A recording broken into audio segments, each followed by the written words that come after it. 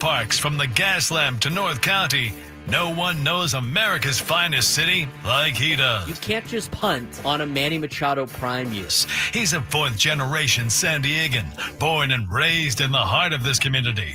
Passionate, opinionated, and always bringing you the real talk on your teams, your city, and everything in between. Braden totally knows his stuff. He's ready for the next step. That guy is good. Live and local, it's the Braden Surprenant Show. But I think Braden's one of the up-and-coming young stars in the media game in San Diego. Now, here's your host, Braden Surprenant.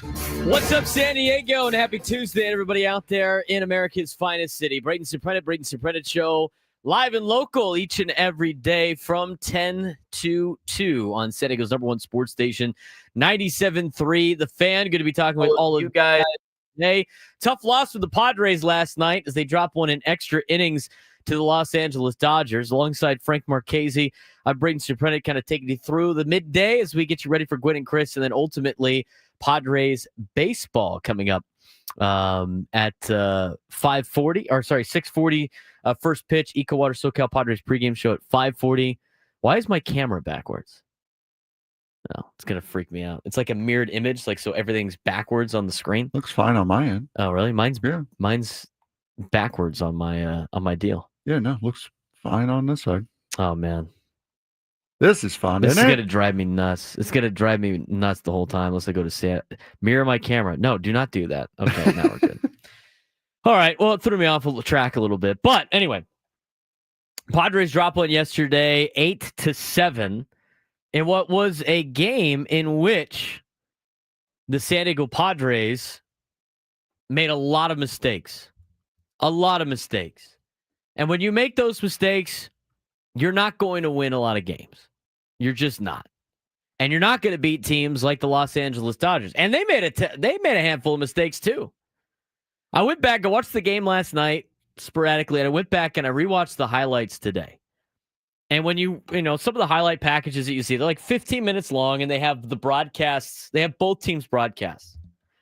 At one point during the game, the Dodgers broadcaster said, "This is absolutely awful baseball." Talking about the Dodgers yesterday, who went on to win 8-7. Just awful baseball with how they did in the field. So both teams made their mistakes. Unfortunately for the Padres, they made a couple more mistakes than the Los Angeles Dodgers, and that's how you're going to lose. Mix that with a couple of calls that didn't go your way and the way the ball bounced not your way, you're going to get an L. It happens. You got to flush it and be ready for today against the Los Angeles Dodgers and try to even up the series and then try to take 2 out of 3 on Wednesday. There's a lot of problems that the Padres have. They have no left field situation whatsoever. Brandon Lockridge yesterday was awful in the outfield, and that's something he's supposed to be good at. I mean, the way that he read the ball last night was awful. That cost you a run. I mean, people want to blame Wandy Peralta. You got a fly ball to left field, would have been an out. Should have been an out. You know, I still think it's a relatively difficult play to make, reading that off the ball. Sometimes it hovers when the ball's hit right at you. It hovers a little bit. You think like it's going to be shorter than it is, and it goes over your head. You can't make that mistake at that point in time. I don't even want to blame Wandy Peralta for that. It's not his fault. We got to make a play. Then you get a ball bounced off the bag late. I mean, that's unfortunate. And Manny Machado making errors. Xander Bogaerts made an error. I mean, defensively, the Padres look like a circus for the first time in about a month and a half. I mean, a circus defensively. Guys that usually make plays. They didn't make any plays last night. They've been rough with runners in scoring position. They have been one of the worst teams in baseball with runners in scoring position since May 16th. It's been laid out in Kevin Acee's daily newsletter. And we're going to get to this later on at about 10:30. Padres players individually with runners in scoring position since May 16th, only 2 of them are hitting over 300. One is Luis Arraez, who's 6 for 16. The other one's Tyler Wade, who's 3 for 8. They're both hitting 375. You only have 2 players currently since May 16th hitting over 200 with runners in scoring position. One's Jackson Merrill, who's 5 for 22 and 227. The other one's Jake Cronenworth, who's 3 for 15. You got 4 players hitting under 200 at least have a hit. Sheets, Diaz, Machado, and Bogarts. And then you have 4 players that are over. You look at your top 3 players in your organization, at least based on payroll. Machado, Bogarts, and Fernando. They have a grand total of 5 hits with runners in scoring position since May 16th. 4 of them coming from Manny, 1 of them coming from Xander, 0 coming from Fernando. When you look at runners in scoring position, we talk about this all the time. It's never really about the hits with runners in scoring position. It's about how many chances you are having with runners in scoring position. And I got news for you. The Padres aren't putting themselves in position to have runners in scoring position. They're 19th in chances right now. Actually, that's wrong. Since May 16th, the San Diego Padres are 25th in chances with runners in scoring position. 25th out of 30. They have only had 192 plate appearances with runners in scoring position since May 16th. So not only are the Padres not hitting with runners in scoring position, as they went 3 for 14 last night and hitting a $178 over the last 23 games, they're not even getting runners in scoring position. People want certain people cut on the team. I see it in the chat. You better cut everybody, man, because that's the way this team is right now. You got nobody playing right now offensively for the Padres, with the exception of Manny. And Manny got hosed last night.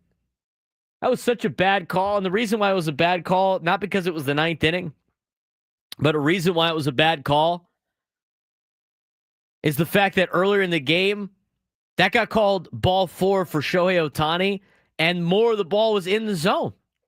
More of the ball was in the zone. So, mixed emotions after last night. I think the Padres offensively, were able to score a lot more runs. You like the way they answered. Dodgers went up 2-0 in the top of the first inning. You answered with 2 in the bottom half.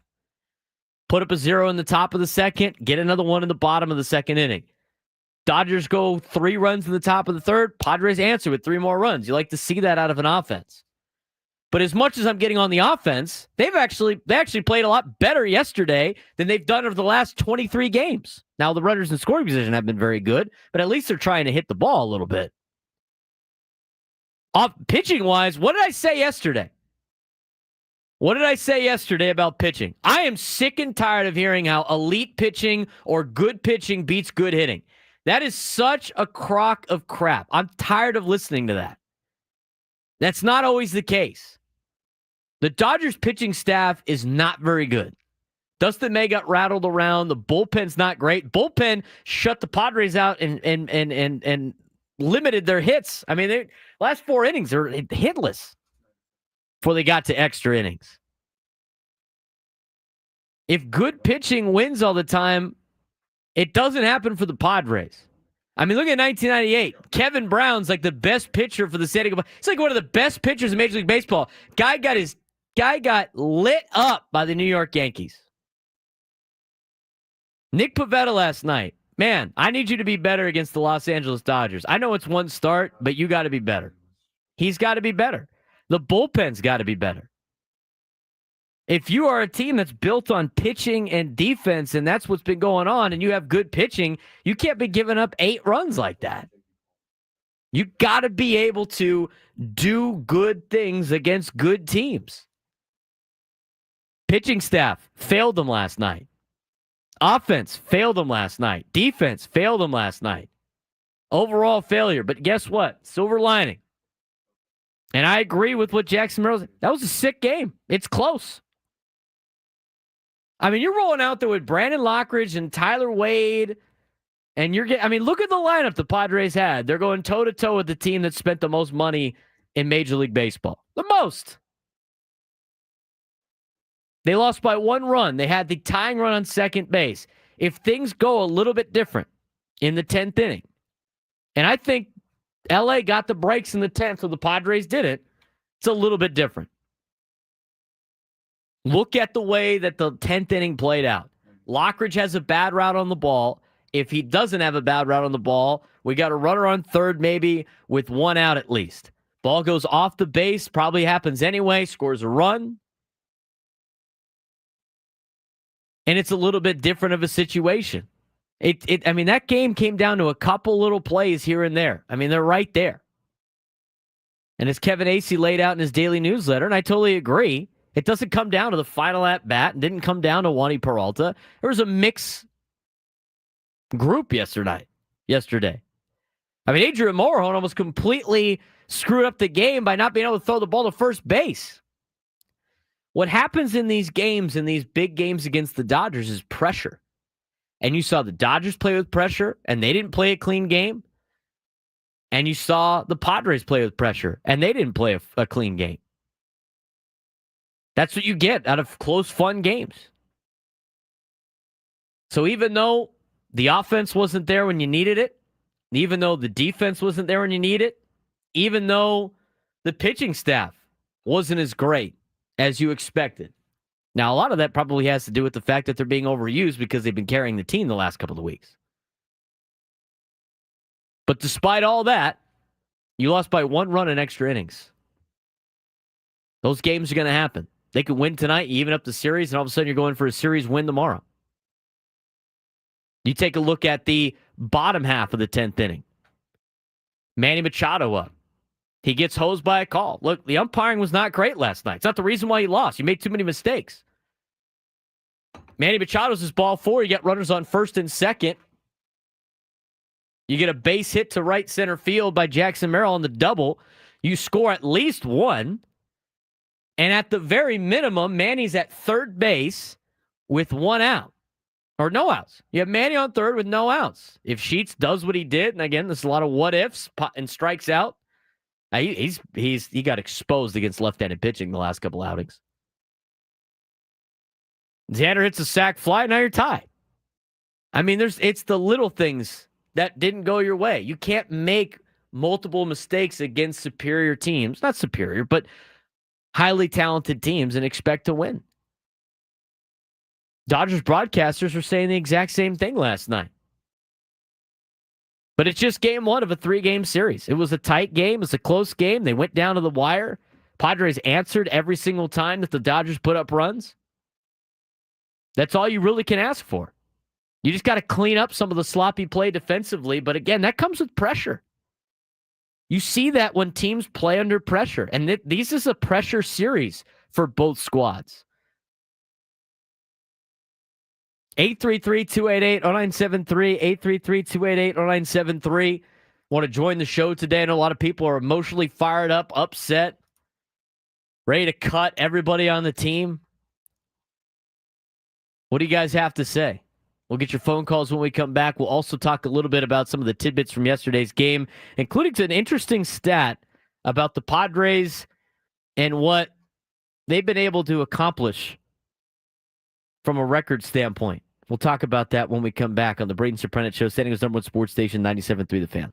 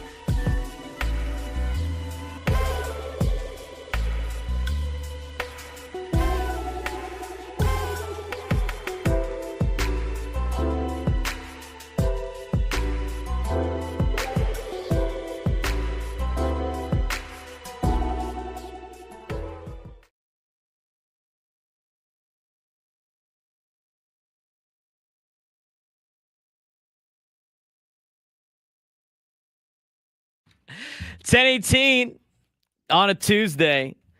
Padres lose to the Dodgers last night. That's just so great. I love all the excitement. This is the best series ever for talk radio because everybody overreacts to every game of the series. And we get to do this every single day for the next 2 weeks, with the exception of Friday. Friday will be the only time in the next week and a half in which we're not breaking down a Padres-Dodgers game.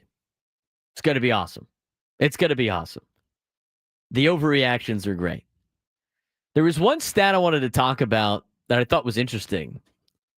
After last night's loss for the Padres, no team in Major League Baseball has a winning record in games in which their opponent scores first. Padres are now 12-12, and they remain the only team to not have a losing record in such games. That's insane to me. Why do you play 9 innings? Why don't we just play 6? Whoever scores first usually wins statistically. Other tidbits from last night. Bogart stole his 13th base in 13 tries. No other player in Major Leagues has that many steals without being caught this season. Tatis also stole a base, tied with Bogarts for the team lead. Tatis, who has stolen 5 bases since hitting his last home run on May 27th, now has the same number of home runs as stolen bases. He is one of 5 MLB players, at least 13 of each. Machado 2 for 5 last night, hitting .448 during a 7-game hitting streak. And like I mentioned before, after last night, no team in Major Leagues has a winning record in games in which their opponent scores first. Padres remain the only team to not have a losing record in such games. Padres are 15-22 against teams with winning records, 22-6 against teams with losing records. 9 of the 18 MLB teams that currently have winning records have sub-500 records against teams with winning records. Doesn't surprise me. That's usually how it works. 833-288-0973, 833-288-0973. If you want to join the show today, a lot of people are upset about a lot of different things. I mean, at this point, I'm going to tell you right now, I'm not going to defend Xander anymore because it's a waste of my time. The Padres might as well just cut him and eat the $25 million. I mean, at this point, with the way that the fans react to Xander, it's really a losing battle. There's no reason to employ this guy anymore. Even if Xander finishes the year hitting close to 270 and has all of his normal numbers, that would make sense in a logical standpoint. He will never be liked here. So why continue to employ somebody that will never be liked? But at the same time, like eating $25 million a year for the next 10 years would be catastrophically bad. So as much as it is, and it's funny, like our boss Adam Klug said, the definition of insanity is like rolling out Xander every day. You know what also is insane? Letting a bad decision you made in signing Xander Bogaerts lead to another bad decision of eating $25 million a year for the next 10 years. But if you don't think he's going to play well ever again, why not cut him? I mean, you should probably just DFA him.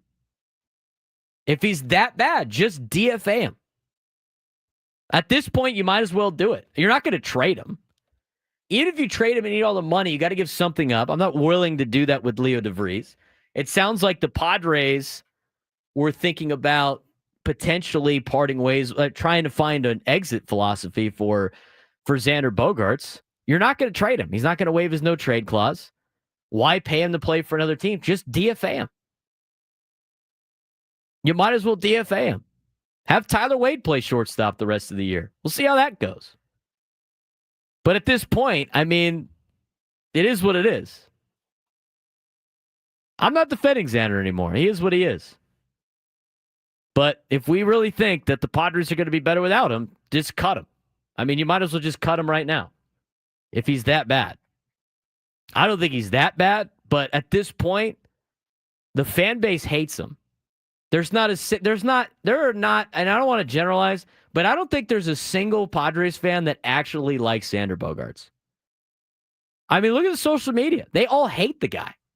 He is public enemy number 1 in San Diego. Public enemy number 1. They'd take Eric Hosmer right now over Xander Bogaerts. You might as well cut him.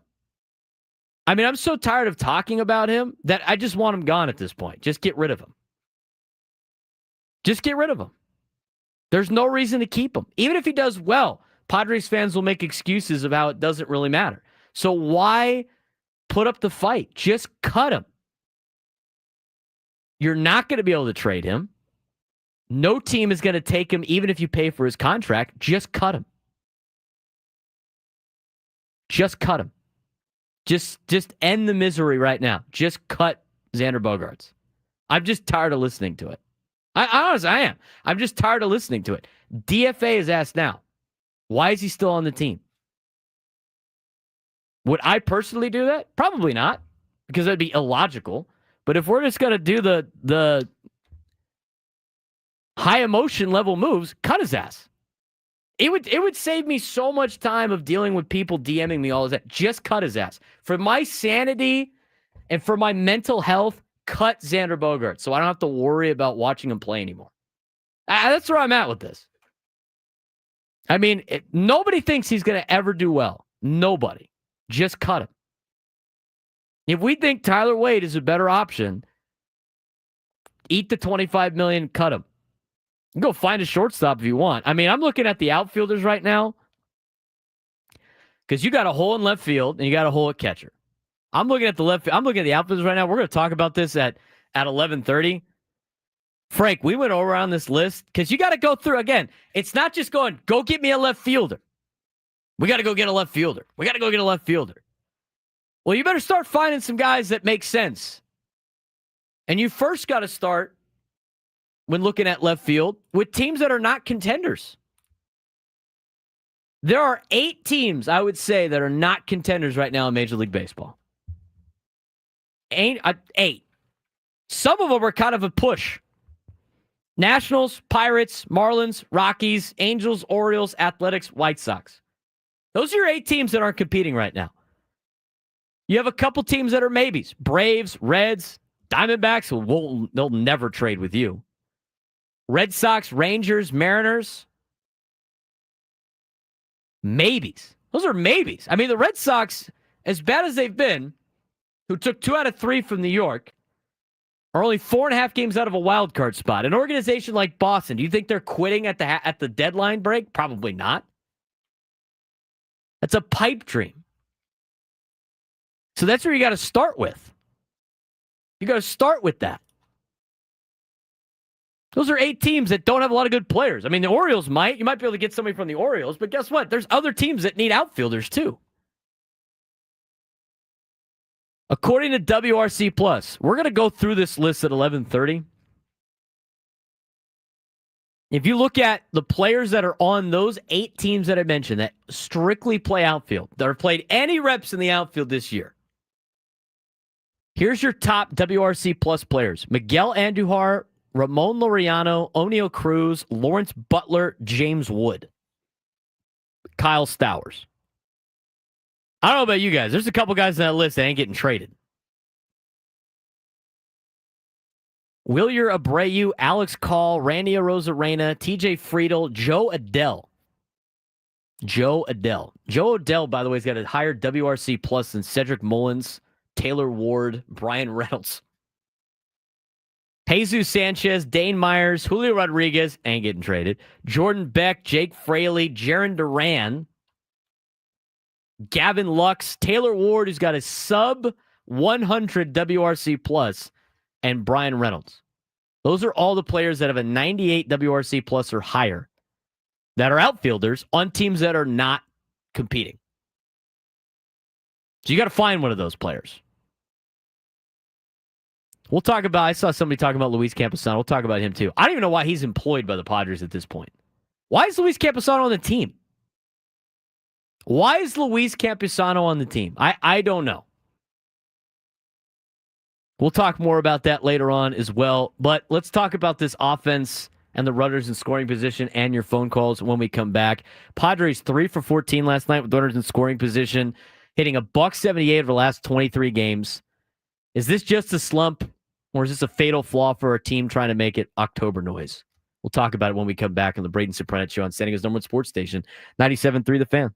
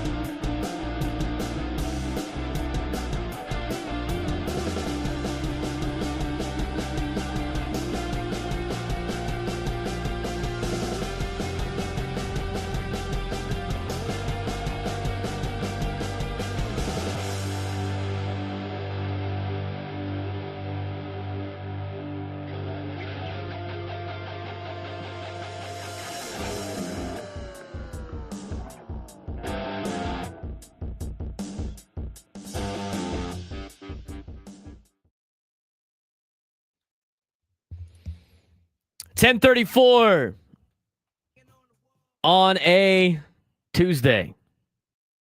Since we cut Xander Bogaerts today on the show because he provides absolutely zero value to the team, according to some, who's playing shortstop? Frank? Who's going to be the everyday shortstop now? Mason McCoy. Oh, man. Mason McCoy. When he gets off the IL, at least. You're going to put Tyler Wade there every day? Isn't Tyler Wade an everyday shortstop? Well, you know. I mean, he could. he could. He probably could. Manny came up as a shortstop. You can Yeah, move maybe Tyler we can Wade move to Manny. third. We can move Manny back to shortstop. Aggie Rosario. Or is he still here with us? Is he still in El Paso? Eggie? Yeah, he's hitting like a $190 in El Paso. Good enough. He hit under 200 in AAA, dude. Like, come on. Sanders hitting, what, 170 in the majors? Can't be much worse. I just find it like Jose Iglesias. Jose Iglesias can play shortstop every day. We have shortstop. We have Jose Iglesias play shortstop every day. Cronenworth might be the worst. He was like one of the worst statistical defensive players last year at second base. Let's move him to shortstop. Good idea. As a shortstop. All right, let's move. Let's. Okay, I think the best option is probably Tyler Wade, right? Hit the triple yesterday. Have Tyler Wade play shortstop. Who plays left? Gavin Sheets play left. Who's playing left field? Oh, just go get somebody. Well, just go get somebody. What did your friend say about Sheets playing left field every day? If you have Sheets play left field every day, you might need a new outfield wall. Poor guy. Tongue in cheek right now. Just on the whole Xander thing. I'm just tired of listening to the. I mean, it's just nauseating. So, based on what we've done, at least the fans in the YouTube chat, we have cut Xander today. We have DFA'd Jason Hayward, and we have DFA'd Wandy Peralta, which means we're eating now $30 million a year for the next couple of years, plus $25 million a year past that, for players to not play on our team. Ill 619 with an option. Put Camposano in left field. Oh, yeah, the guy hasn't had an at-bat in like a month. Guy's 0 for 13. Sorry about Camposano a little bit. I mean, he's on the team just basically just warming up the pitchers in between innings right now. Better yet, put him at short. Why not? Get Xander out of here quicker. It's true. It's true. I mean, just get rid of him. Oh, yeah, you can sign ask USD if you could sign AJ Beltre. Put him in left field. Insane. 833-288-0973. 833-288-0973. Whatever I say, people are just going to be upset about it. This guy's all upset about the Xander thing. Just acknowledge you're incorrect and that he is one of, if not the biggest issue with the long-term outlook. Biggest issue. Yep, I was incorrect. He's terrible. He's not good at anything. It's not good defensively. It's not good offensively. It's not good running the bases. It's not good stealing base. He's just not good. That's what I said. Why keep him on the team? If he's not good, why keep him on the team? Eat the $25 million a year. I don't know how people think that's like a great idea, but go ahead, do it. I don't care. Cut his ass and eat the $25 million a year. Do it. Seeing Go Aztecs in the chat saying that this show is off the rails. No, we're doing what we're supposed to be doing. We are, as a radio show, as a sports radio show, we are the voice of the fans. Let's Go Aztecs. We are doing what you guys want. This is what you guys have been telling us. We're just broadcasting it. We're your voice. That's all we're doing. Season's over. It's time to start breaking down high school football. One game last night. Didn't go their way. Season's over. I got a TCU football preview ready to go. Ready to go. Hofstra unveiled their new logo for their athletics department. You know what? Yeah. That's our 11:30 right there. Again, I mentioned it yesterday. I don't want to hear people bitch about what the problems are. Find solutions. If you want the guy off the team and you're not going to be able to trade him, you got to cut him. DFA him. You're not getting anything out of him. You're just going to eat money. So just cut him now. Just rip the Band-Aid off. Do it. I'm telling you right now, Padres fans, you're going to be more upset 3 weeks, a month from now if the Padres actually did that. When some team picks them up because they know they still got some value out of them, don't have to pay them anything. And you can't go back in time and do a move that already has been made. He's on your team. But if you want your solution, you got to work in the right now in the present. Did I say that before I left?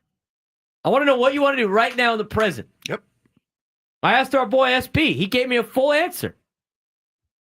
Gave me a full answer of everything he would do if he was the owner of the Padres for a day. I appreciate that. He participated in the question. What do you want to do right now, this moment? Because going back in time and saying the thing that didn't work that's just hindsight. So right now, what are you doing with Xander Bogaerts? You can't trade him. Are you cutting him? DFA him then. Say you're going to do that. I guarantee you somebody will pick him up. I guarantee you somebody would pick him up. But if you think right now that cutting Xander Bogaerts, I'm not opposed to it right now. Again, I'm tired of talking about him. If you're saying right now, cutting Xander Bogaerts and putting Tyler Wade at shortstop every single day is going to get you more wins over the next 2 months than you do it. You're trying to win a World Series, right? You're trying to do whatever it takes to win a World Series. If you think that is the case, let me know. Could you imagine a situation? I knew this would happen. I knew somebody asked this. Padres DFA Xander. $8 to $25 million. Mookie Betts tells the front office, we love this. Pick him up. And Mookie Betts moves back to right field, and Xander plays shortstop on the Dodgers, and he just terrorizes the Padres for the next 8 years. Could you imagine how incensed Padres fans would be? They'd be incensed. I need solutions. I don't know about Jaron Durant anymore, man. They're Red Sox starting to win. He might not be available anymore. It's hard to say this stuff with a straight face. 833-288-0973, 833-288-0973. My leadoff hitter to try to get the chat fired up. Some positivity from Carlsbad. Brandon, save the day, buddy. What's going on? Really B. All right, well, let's first off, boys, let's just cut the throat right now and just squirt carotid everywhere.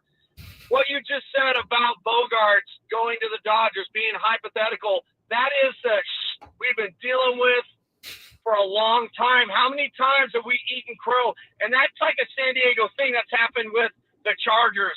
Oh, Rodney Harrison, where's he go? He brings rings home, and he's ringing our bells. Like, no, as a coach, just like you, I'm sitting him down. I'm having a deep conversation because Mike Schilt is that soothsayer. He is that baseball whisperer. That's just my opinion. Anybody else can come in and get your chirp on. I was there last night. I sat right at the left field line, right in that Blue Haven right there, and I was holding court. I was ready. I was ready to play baseball in them stands. I'll tell you what, besides that, I saw that pop fly. I saw the whole, because I'm not cheerleading right now. I'm fired up. Okay, I saw B-Lock not get that ball that he should have got. Not making the adjustments, looking like a foreign person in a foreign land. And I'm tired of it. I knew when Wandy Peralta marched out there what we were going to be dealing with because we had pitchers in the cipher that weren't ready to pop up. It is what it is. And here's the funny part, and you can chew and marinate on this. If we would have won last night, the phone calls would be different. And we had more hits than the prior series. You can go multiple ways, right? And I'm not saying I'm right or wrong on anything, but, let's look at it for what it is and not what it isn't, right? We put 7 on the board, but we can't let a team like that hang out too long. We know that they're deadly, but we know we can contend with them. We lost 5 points. Yeah, we took the L. But, all you calls out there listening, you ain't Mike Schilt. So, if I hear your opinion, well, then you should be coaching too and making, a couple million a year as a skipper. But you ain't. All right, I'm out. Brandon, appreciate the phone call, man. Adam texted us. He's like, you could come up with a creative trade. There's no trade possible. It's impossible. It's not physically. It's not possible. Unless you convince, it's going to be like where he wants to go. Because he's got a no trade. And if he wants to go, he's going to have to pick somewhere he wants to go. Ridiculous. 833-288. The bottom of the lineup is awful. I agree. That's you have a catching position right now that is strictly defense. That eliminates one spot in the batting order. You don't have a left fielder, which eliminates another spot in the batting order. Your bench is not, you swung and missed on a couple of players. Last year, you hit on Solano. And if it wasn't for Peralta hitting a home run in Texas, he probably wouldn't have survived the rest of the season on the Padres. He was about to get DFA'd. So you hit on those guys last year with Jerickson and Profar. This year you hit on Sheets, but guess what? You haven't hit on Iglesias. Hayward hasn't been very good. Yuli Gurriel already got cut. It's looking like a lot of 2023. Rougned Odor and Nelson Cruz. Catching position in general is a more defensive position. And again, they keep saying it. It's another reason why I asked the question, why is Luis Campusano on the team? We'll talk about that in the 11 o'clock hour. You're basically playing with 25 guys in the lineup. If Luis Campusano didn't come up to hit yesterday as a right-handed hitter off the bench for Gavin Sheets on a lefty-lefty for a player that is not good against lefties in Gavin Sheets, when is he ever going to come up? And he's not going to catch. They've already said he's not going to catch. So what exactly is he doing on the team? So you need a right-hander off the bench that could go out there and play. Or at least a right-hander DH. You don't have one of those. Frank and I compiled the list. You got to go through some of these tiers. You can't just go get the best outfielder available. It's not possible. But you got to look at the list. I'm telling you, not a lot better out there. Talk about the bottom of the lineup. Most teams in Major League Baseball's bottom of their lineup is not very good. 833-288-0973. 833-288-0973. We got him fired up today, Frank. We got him fired up today. Jason and Encinitas, you're on the Braden Surprenant show. What's going on, man? Hey, Braden. Welcome back from Italy. It's good to be back. Trip. Look, if we fast forward to the end of the year and the Padres, for sake of argument, have a good year and achieve what they hope to achieve, a deep playoff run or maybe in the World Series, it's going to be a function of Fernando getting back on track. It's going to be a function of Jackson getting back on track and getting some things break their way with Keenan and or Darvish and finding some production in left field. The conversation about the catching position and Xander, and everyone acknowledges it's a bad contract, but those are not going to be determinants of this team's success at the end of the season. If we make the presupposition that they have a good year, it's going to be the things I mentioned in the first place. I agree with you. I don't know what that clicking noise was. We had 4 people in the YouTube chat. Click, click, click. Click, click, click. He's 100% right, though. I'm going to let this emotional hour continue, and then we'll start we're just going to start talking some sense in the 11 o'clock hour, Frank, on some of this stuff. But you got a lot of players at the top of the order that are in a little bit of a slump right now that need to contribute. I talked about it already on the runners in scoring position situation. I wanted to go over these numbers. I'm going to go over them real quick. Padres 3 for 14 last night with runners in scoring position. $178 over the last 23 games. Is this just a slump or a fatal flaw for a team trying to make October noise? Padres with runners in scoring position since May 16th. Arise is 6 for 16. Wade is 3 for 8. They're both hitting 375. Merrill's 5 for 22. Cronenworth's 3 for 15. Sheets is 4 for 21. It's a $190. Diaz is 3 for 18. Machado's 4 for 24. Machado and Diaz have contributed the same amount with runners in scoring position since May 16th. Think about that for a second. Elias Diaz and Manny Machado have the same batting average with runners in scoring position since May 16th. 167. Bogaerts is 1 for 15. Tatis 0 for 13. Out of all of their their top 3 payroll players, Machado, Bogaerts, and Tatis, have a combined 5 hits. with runners in scoring position since May 16th, and Fernando's got 0. Here are the Padres totals with runners in scoring position before May 16th.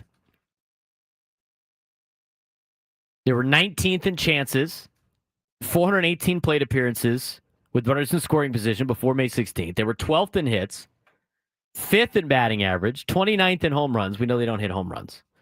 12th in runs scored, 20th in RBIs, 25th in walks, 11th in sac flies,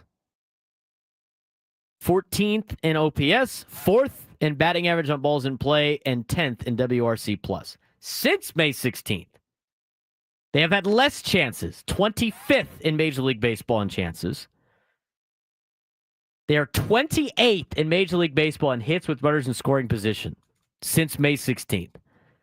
Their average is the worst in Major League Baseball at $178. They have not hit a home run. They're 28th in runs scored, 27th in RBIs, 25th in walks, 21st in sac flies, 30th in OPS, 29th in batting average on balls in play, and 30th in WRC+. Those are the Padres team totals with runners in scoring position since May 16th. They actually hit the ball a little bit yesterday. Just didn't do it with runners in scoring position. 833-288-0973, 833-288-0973. Kevin in Chula Vista, you're on the Braden Surprenant Show. What's going on? Kevin, are you there? Braden, there we go. Braden, how you doing? I'm doing well. I'm doing better than a lot of other people on a Tuesday, man.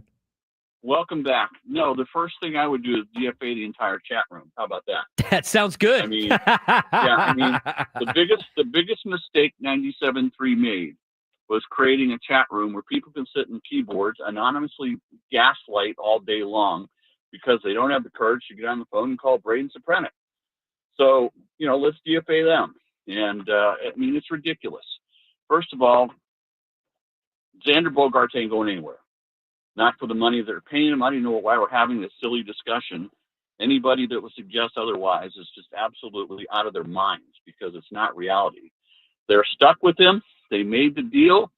If you don't like the deal, go back to Peter Seidler, look at his statues and all the memorials and say, Peter, why did you do that? How about that? Now, let's talk about the Padres. First of all, it's great that we're in second place. It's amazing that given the injuries and the lack of production up and down the lineup that we've had, that we're still sitting there in the thick of things because fortunately the Dodgers aren't that much better off than we are. So that's a good thing. So let's celebrate that. I would talk about Fernando in this regard. I wonder, and I'm not a hitting coach, I'm not a baseball expert, I'm just a fan. I wonder what his mental approach to this game day in and day out is, because I never seem to hear this in terms of what his prep is like. Is he a student of the game, or is he more of a guy that's enamored with his physical prowess and he's a slugger and not a hitter? There's a big difference. It's the same thing, as you well know, with pitchers. You've got pitchers and you've got throwers. I don't see, after 6 years of Fernando, where he has graduated much into becoming a very educated hitter. The book on Fernando, correct me if I'm wrong, he can't hit outside pitching to save himself because after 6 years in the major leagues, he has yet to make that adjustment. Is that true? Well, he's right now is with Fernando, and I appreciate the phone call, Kevin, because we're getting up to the break here. He's not right. There's something going on. I'm glad he had a little bit better at bats yesterday, than before, but he's definitely not right in certain ways. And we talked about that yesterday a little bit on the show. I think when he is right, he is probably one of the best players in Major League Baseball. We looked at the beginning of the year, everybody's ready to give him an MVP.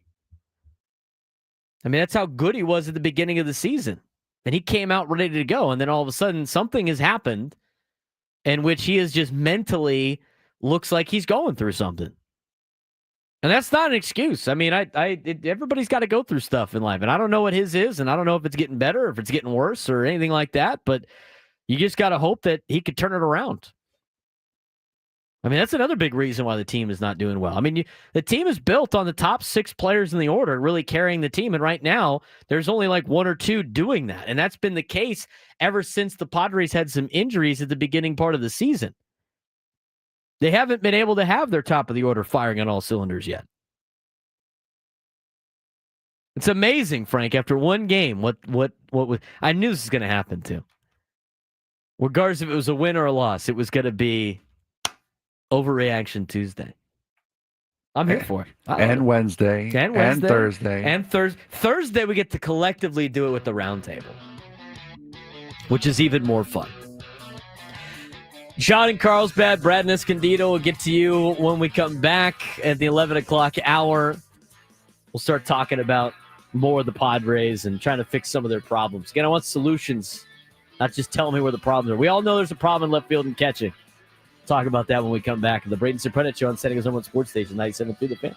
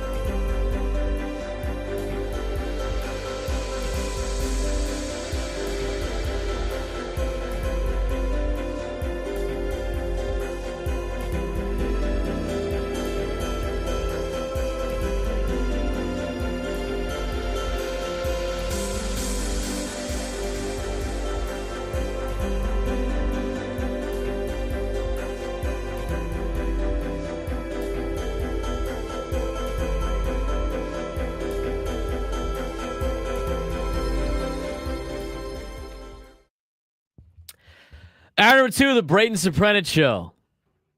Hour number 1 was the emotional roller coaster overreaction hour.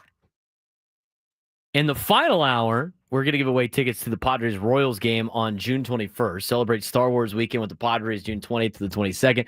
Join us for the galaxy-sized fun and secure seats at Padres.com/tickets. The second hour, there's a lot more baseball coverage on 97.3. It's presented by T-Mobile. Head to T-Mobile.com and get a great deal on iPhone 16 Pro. We went with the emotional decisions in the first hour. Frank, would you agree with that? I would definitely agree with that. Let's go with the emotional decisions of just cutting everybody. We cut Xander. We DFA'd Jason Hayward. We DFA, I don't know who else. We Wandy Peralta. Who else did we DFA? We DFA anybody else? You can't DFA much more because you don't have anybody else to play. Somebody said go sign a free agent shortstop. What a great idea. We do have to do that, and that was brought up in the chat. Of this, one of the super chats that we got, how is it possible Manny leads MLB in errors with 12? So when a ball is hit to you, oh no, let's do this real. It's not the sarcasm hour and anymore. You miss it, it's an error, and he's got more of those than everybody else does. It's not the sarcasm hour anymore, man. I'm just explaining, like the Baylor kid did in the basketball NCAA tournament. Well, congratulations. We're never getting another super chat ever again. Thank you for that. I don't know. That's not an. How do you answer that question? How does he? Because he has more errors than everybody else. I don't know. What answer do you want on that? What kind of it's a rhetorical question. Frank, answer it for me. Why does Manny Machado have the most errors in Major League Baseball? Because when the ball gets hit, yeah, exactly. When it's a routine play and you mishandle it, it's an error, and he's got more of those than everybody else. Of course. All right, so we went through the emotional decision-making hour. Again, I want solutions from people. And if they want the solution of they think cutting Xander is a good idea, again, I don't believe this. I think DFAing Xander would be the dumbest move the Padres could ever make. You think signing Xander Bogaerts was dumb? DFAing him in the third year of a gigantic contract is insanity. It's moronic. Trying to find a solution that makes sense. Bitching and moaning that he's not the player in Boston is not going to do you anything. I am all for batting him lower in the lineup. I don't care about that at all. But here's the reality. We're going to have the reality hour here in the 11 o'clock hour. We had the emotional hour. DFA'd everybody. Right? That was our solution. We're going to cut this guy, cut that guy, cut this guy. Go get somebody else. Go sign a free agent shortstop. Has anybody picked up Hunter Renfroe? I don't think anybody's picked up Hunter Renfroe. Was he what team DFA'd him? It's Kansas City. The Kansas City Royals. He got DFA'd by the Kansas City Royals, and nobody picked him up for a league minimum. We think that is better than what we currently have in left field. If we did, they would have picked him up, but they don't. So, again, solutions. Let's think about it from a reality standpoint. With Xander Bogaerts, who is your best option right now at shortstop? Frank. To play defensively at shortstop, who is your best option to play shortstop without having to move the entire defense around? Xander Jedediah Bogaerts. It's Xander Bogaerts. So in reality, he has to play shortstop. Now, back in the day, and for a lot of cases, shortstops not necessarily huge hitters. So you can live with a shortstop that's just more of a defensive guy. Now, is he a great defensive shortstop? No, but on your team, currently, to play every single day, he is the best option you have. The best option you have. So he needs to play shortstop. Does he bat fifth? No. I wouldn't have him bat fifth. I think he should bat seventh right now. But the thing is, in the reality of the situation, is for every player that you want to cut emotionally, or every player that you want to move down in the order emotionally, every player you want to bench emotionally, you need to replace said player. And the answer can't be, that's not my job, that's AJ Preller's job. That's such an easy take to have. Hey, your team sucks. Okay. You should get rid of this guy. Okay. You should get rid of that guy. Okay. Bat this guy lower. Okay. Bench this guy. Sounds good. So you cut 3 players and you benched 1. Who replaces them? Well, I don't know. That's not my job. Bro, shut up. Man, shut up. It's not how this works. You got to find different places. You got to find different solutions. I talked about, and we're going to talk about when we come back, about Luis Camposano, why he's being employed. I'm going to tell you right now, if there was a solution that was better than him in AAA, he'd probably be up. That guy would probably be up on the major league level. So again, if Xander's the best option at shortstop, he's going to have to play shortstop. Now, I'm here. I've said this before. Maybe you bat him lower in the order. I think that's fine. I think there's a lot of teams in baseball that would take Xander Bogaerts batting 8th. If you want to roll out Jose Iglesias every single day at shortstop, go ahead. Give it a shot. If you want to roll out Jake Cronenworth to play shortstop every single day, go ahead. Give it a shot. Who plays second? Moving Tatis to shortstop right now would be insane. Go ahead. Put him at shortstop. Who plays right field now? Kevin Sheets? Okay, who's your DH now? Luis Arias? Who plays first now? I mean, you just go down the list. I mean, you start creating more holes and problems everywhere else. I don't think there's a lot of teams that would have benched Xander Bogaerts by now. I don't really think that's the case. You just got to leave it alone. You let the Padres play their way out of the situation that they're in. They do need to address the left field position. We're going to talk about that at 11:30. We got options for you so you can make solutions. Come up with solutions. But again, as much as I played the emotional game. It was hard. I was trying to keep a straight face. It was hard to do. Of just like give it in to just cutting everybody. But you have to understand the reality of the situation of what you've been into. You can't go back and change the past. You have to make decisions on what the situation is at hand. Do not let what possibly is a poor decision of signing Xander Bogaerts turn into multiple bad decisions in the future to try to overcome a bad decision in the past. You have to act in the present of the situations at hand. They're not going to go get a shortstop. Again, you got Leo coming up. You're just trying to buy some time with him in the shortstop position. Padres have other issues. The roster you have that you spent money on is what the roster is. It's the roster that you have. Find solutions within the constraints of what you have in front of you. If you don't think there are other options than what you currently have on the team, I don't know what to tell you. They will make a move at the deadline. But again, we look at the outfield situation right now for the 8 teams that are out of contention. There's not a lot available. And I think Preller has done, he's made a lot of mistakes, but he has also done a really good job of combing over Major League Baseball and finding players that you wouldn't think about adding to your team. It's done good and bad.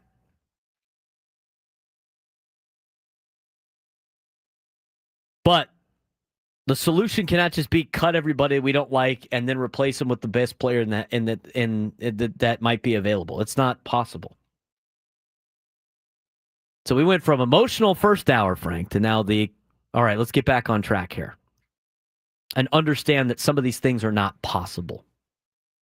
833-288-0973, 833-288-0973. Juan in Oceanside, you're on the Braden Surprenant Show. What's going on, Juan? Hey, what's up, Braden? I'm just calling to see if this would be a valid solution. And I think it actually has nothing to do with Xander Bogaerts. It has everything to do with Luis Arias. So my question to you is, what if we trade Luis Ariz to a team that needs a first baseman, and we use the prospects that we get for Luis Ariz and flip him for someone like Ryan O'Hearn to cover first base, or potentially also get an outfielder? The thing with Luis Ariz is I think the Padres value him more than most teams in Major League Baseball. And I saw this tweet earlier today. It was sent to me. And I think a lot of teams have this potential, have this philosophy. But when you look at Luis Ariz, since the 2023 All-Star game, Luis Ariz has a 107 WRC plus and a 1.6 WAR. This is from Mike Petriello. He goes, I get that the 4% K rate is wild and everybody loves that, but we're also now coming up on 2 calendar years of not adding a ton of value overall. I think the Padres value Ariz more than other teams do. So I understand where you're coming from, in which if you trade Ariz to a contender, maybe you get some good prospects, but I just don't think you're going to get the prospect capital back that you would think, because every team evaluates players differently. And so when you look at the Ariz deal, you're not going to get anything back enough that you can flip, in my opinion, into a Ryan O'Hearn or into somebody that you would want. Luis Ariz on this team, Padres value him from that perspective. I don't know how many teams value Ariz to that level. And I think he's going to be a very interesting player to watch in free agency this year, because he's projected to get around like $15 million a year. Aside from maybe the Padres, who don't have the money to spend $15 million a year for the next couple of years on a guy like Luis Ariz, I don't know how many teams are going to be willing to do that. But I like where your head's at. 833-288-0973, 833-288-0973. Davis in Oceanside, you're on the Braden Surprenant Show. What's going on, man? Hey, how's it going, Braden? Nothing much.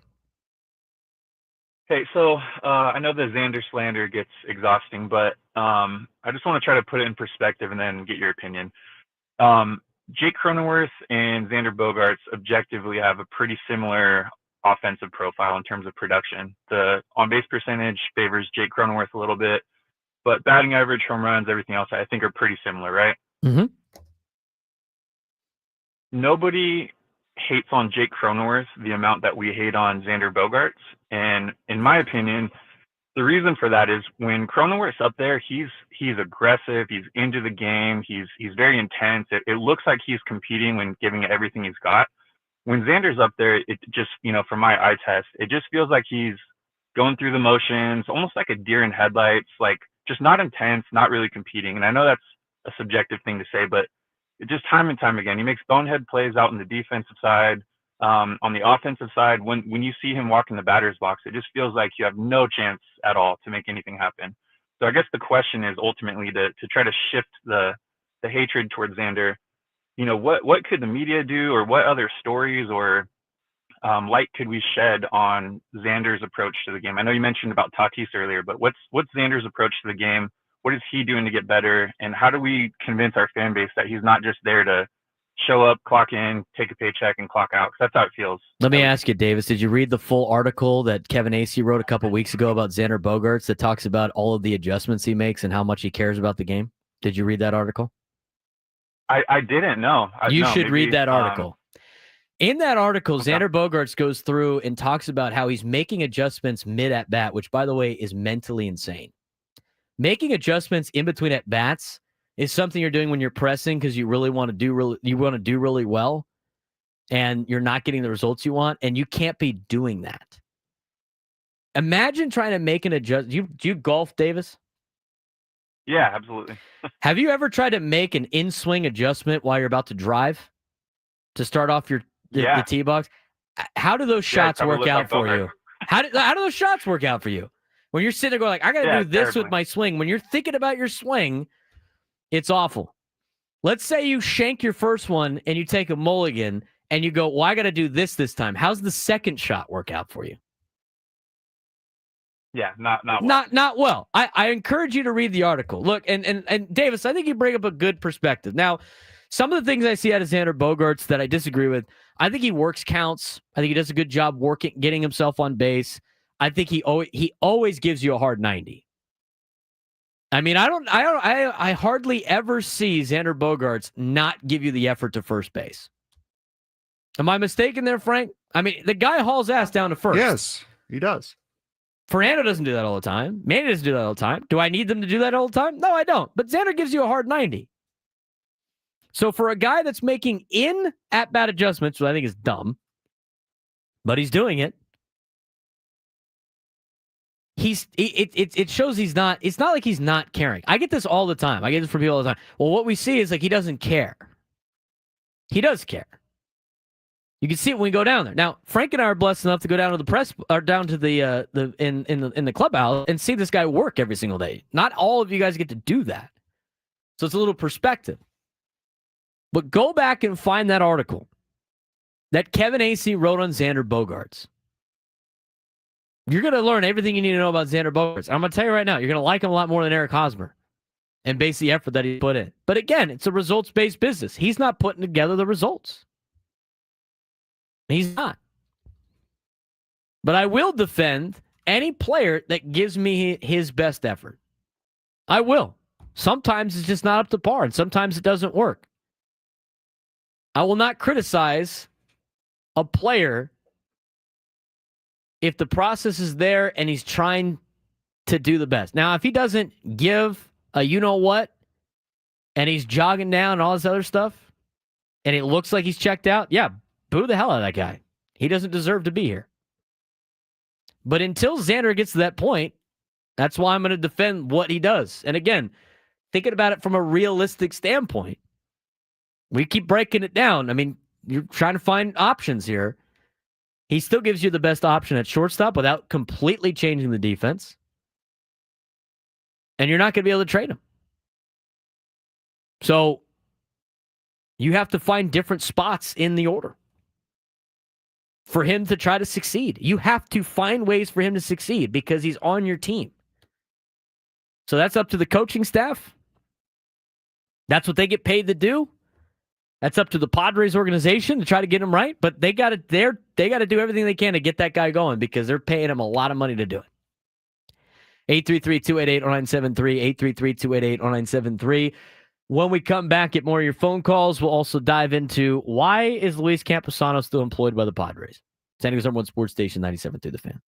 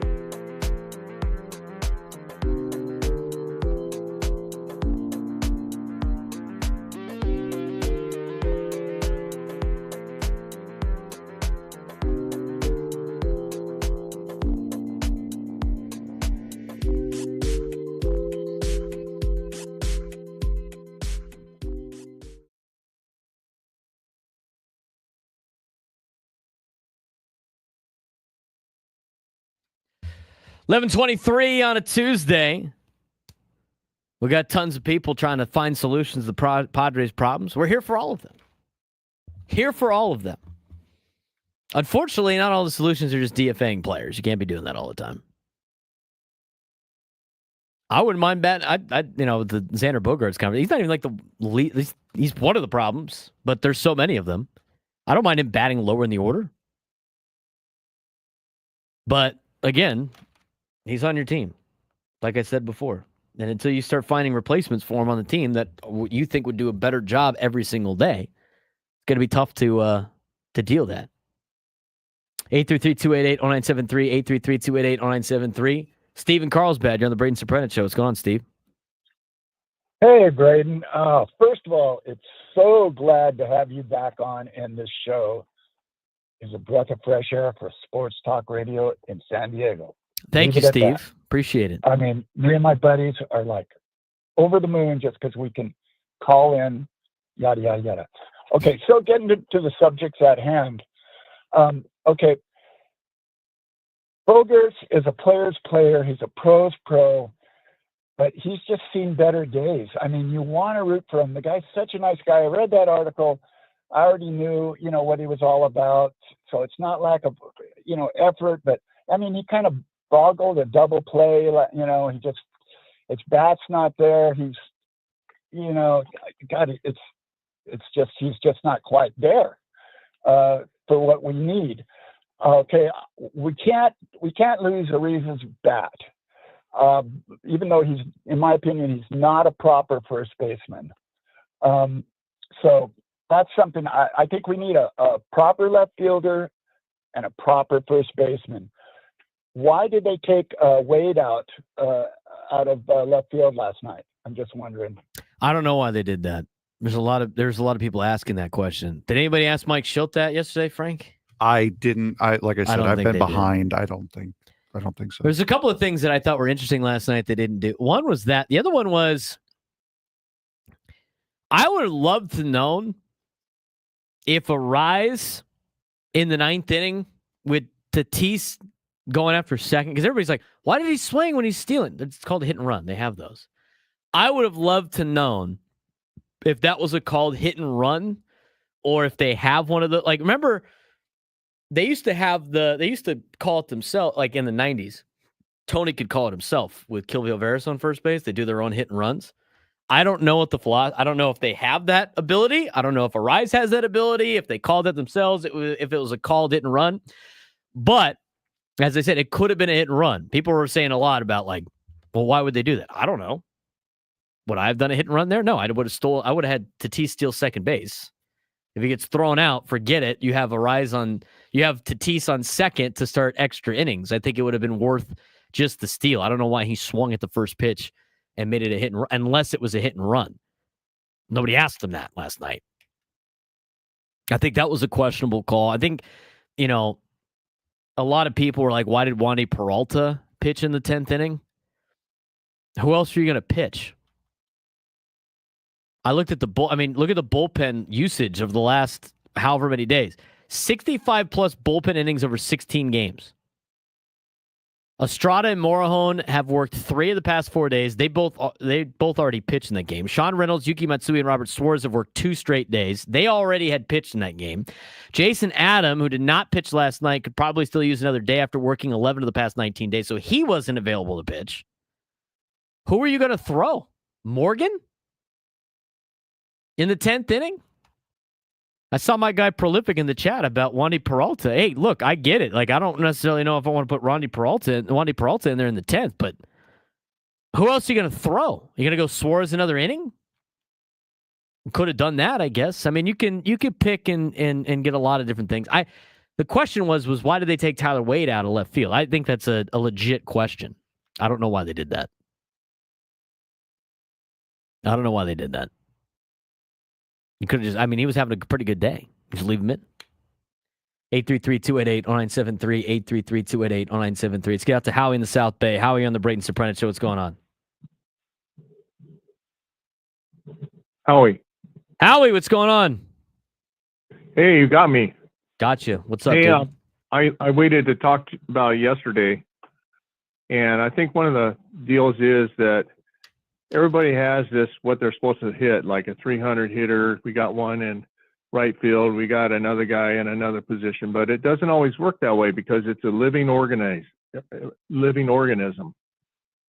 And I think it goes back to my dad yelling at the TV during Steve Arlen times and Clay Kirby times. You have to move the ball players over. You have to bunt. You have to run and hit. You have to hit and run.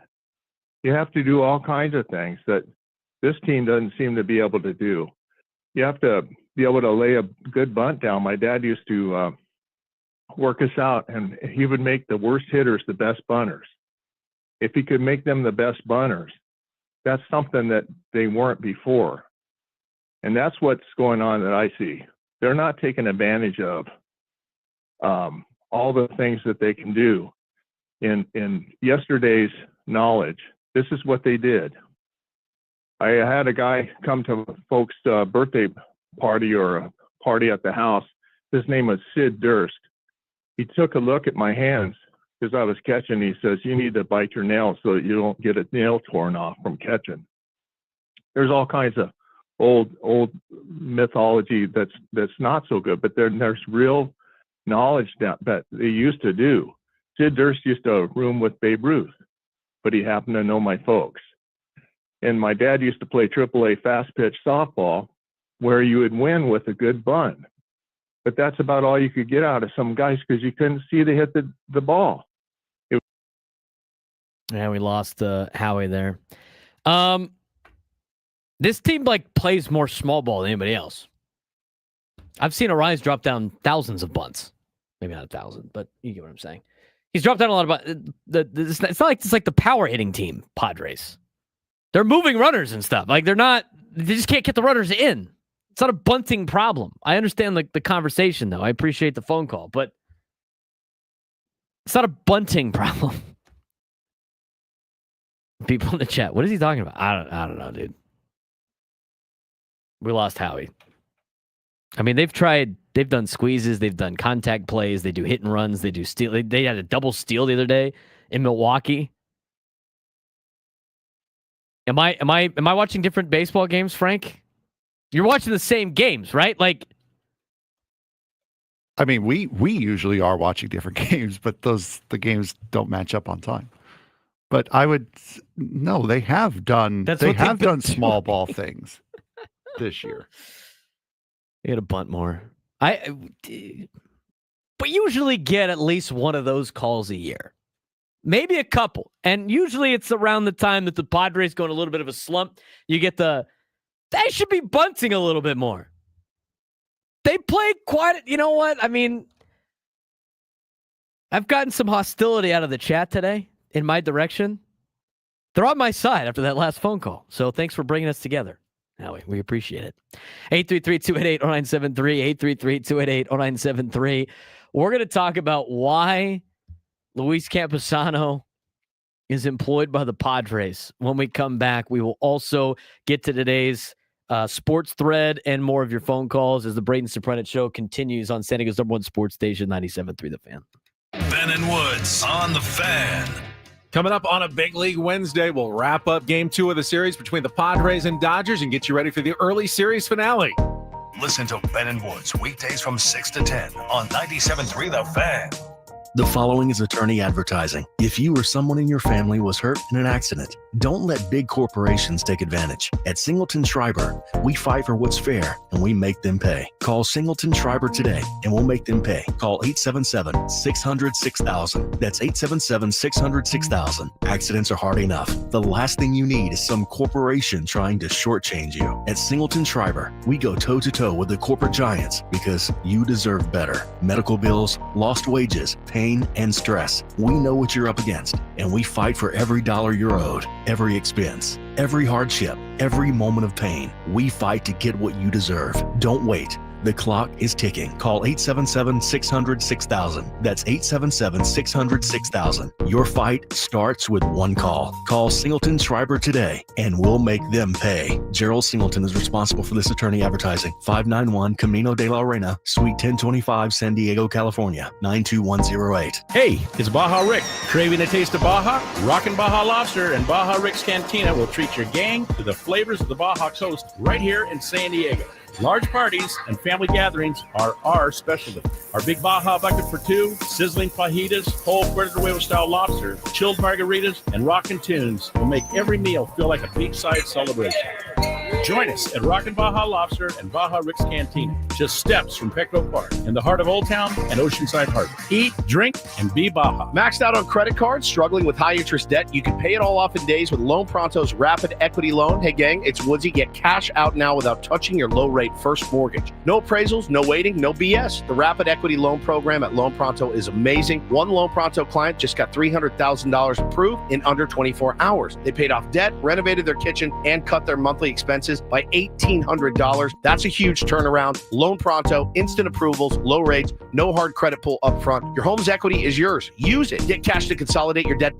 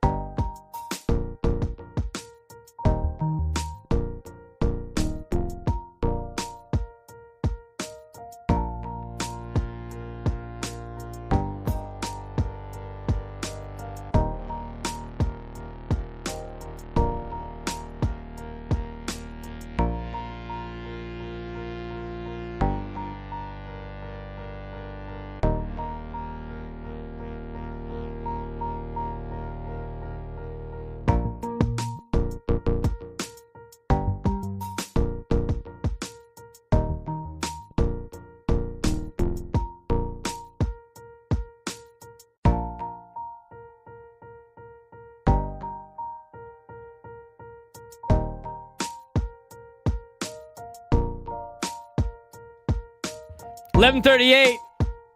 On a Tuesday, Padres Dodgers game 2 tonight at 6:40. Sam Levitt will have the pregame show. Ecowater SoCal Padres pregame show at 5:40. Frank Marchese, Braden Surprenant.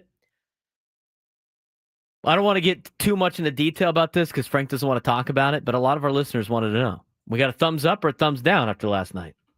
Feels like a thumbs up. Thumbs up. Feels like a thumbs up. Thumbs up. Could have been longer, but got a little late. Yeah. Good stuff. Look at this. No, it was good. You're in a way It was better good. mood than you were when I was talking about Italy. I'll say that. Yeah, I wonder why. But yeah, it went well. We yesterday. started the show today. Now, it was a little bit of distraction with the Padres-Dodgers game. I think Frank's got a lot of bots in the chat to try to throw me off my scent of what Frank did yesterday. But you know what? We just wanted to let the people were at. I was getting texts. How'd it go for Frank? Last night at softball, people were like, how do you think Frank's doing right now? And then by the way, I hand up accountability. This is on me.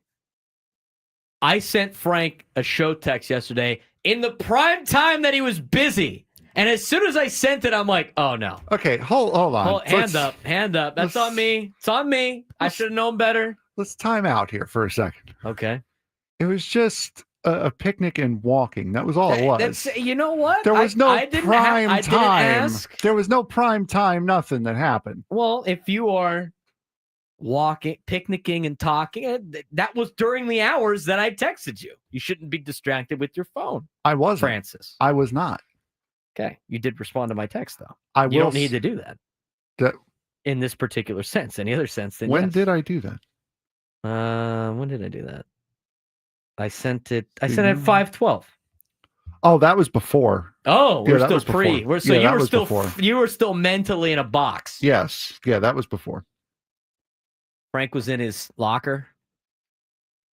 Got the headphones on. Yeah. Getting in the zone. What's your pregame? What was your pre-picnic tunes like to get in the zone? Just whatever came up next on my Spotify, really. That was really what it was. Were you getting hyped? You getting hyped, or is it more like calm? Like no, I was trying. Calm. I was trying to calm down. Is what I was, because again, I don't interact with people well, because I just don't. But we love you here at the Fans. So yeah, of course, and I love all of you guys too. But just trying to relax the first date nerves and jitters and that kind of thing, and yeah. It was a good day.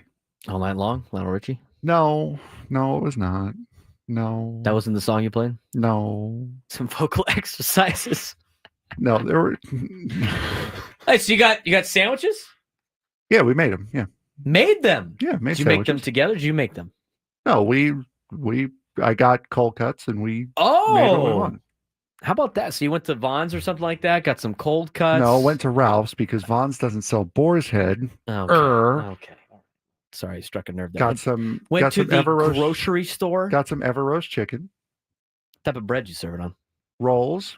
Okay. Got croissants as well. Bagels. I had like a whole spread. I got to hear the spread. Or do we got to say that for the lunchtime hour? We could say that for the lunchtime hour. That's fine. What was Frank's spread at his picnic? No, I want to hear it now. Oh, you want to hear? No, it was. Did you get a little basket? No, I did not. That'd have been dope, dude. You to show with the basket, the red and white checkered towel in there. It was yellow and white, actually. Didn't have Mr. Met on it, did it? No, it did not. Okay. No, it was rolls, bagels, croissants, Everroast chicken. I asked her what she wanted. She said the chicken was fine. Mustard, deli mustard, actual genuine deli mustard, chips and drinks. Nice. Sounds like a good time. As well as some nice flowers. What time did you go? Like 6? Yeah. Mm-hmm. 6 o'clock? Yeah, 6 to about 8:45. Shelter Island, great spot. Oh, it was a fantastic great spot. How was the weather at that late? Because it was socked in in the morning, but it looked like it cleared up. It was clear. I mean, it was a little bit hazy, but other than that, it was very clear. Like looking over downtown was clear. Hazy? No, the weather it was a little gray. It was a little gray over us, but where we were looking at downtown was nice and clear. But it finished strong. Had communication since? Not as of yet. But you didn't text her after she? No, I did. I texted her this morning. Okay. So. All right. People are busy at this age, right? Working. So let us know if you get number 2. We got a lot of good. Hey, we got a lot of good connections with restaurants. And it sets you up. Yeah, especially the Italian boy, ones. Don't in town. we? Especially the Italian ones in town. Mona Lisa's hit us up. I'd love to have a Mona Lisa's endorsement. My grandparents have been going there forever. My great grandmother's been going there, where she used to go there. Great spot. Anyway, I want to get out there. I think people were fired up. I was getting texts off the chain. I mean, I was like, I didn't go on a date. No, I feel as though it went well. She had fun, so good. Yeah, I think it was a very nice. It was a nice night either way. Did she listen? I was about to ask this, Trev. Did she listen to our show? God, I hope not yet.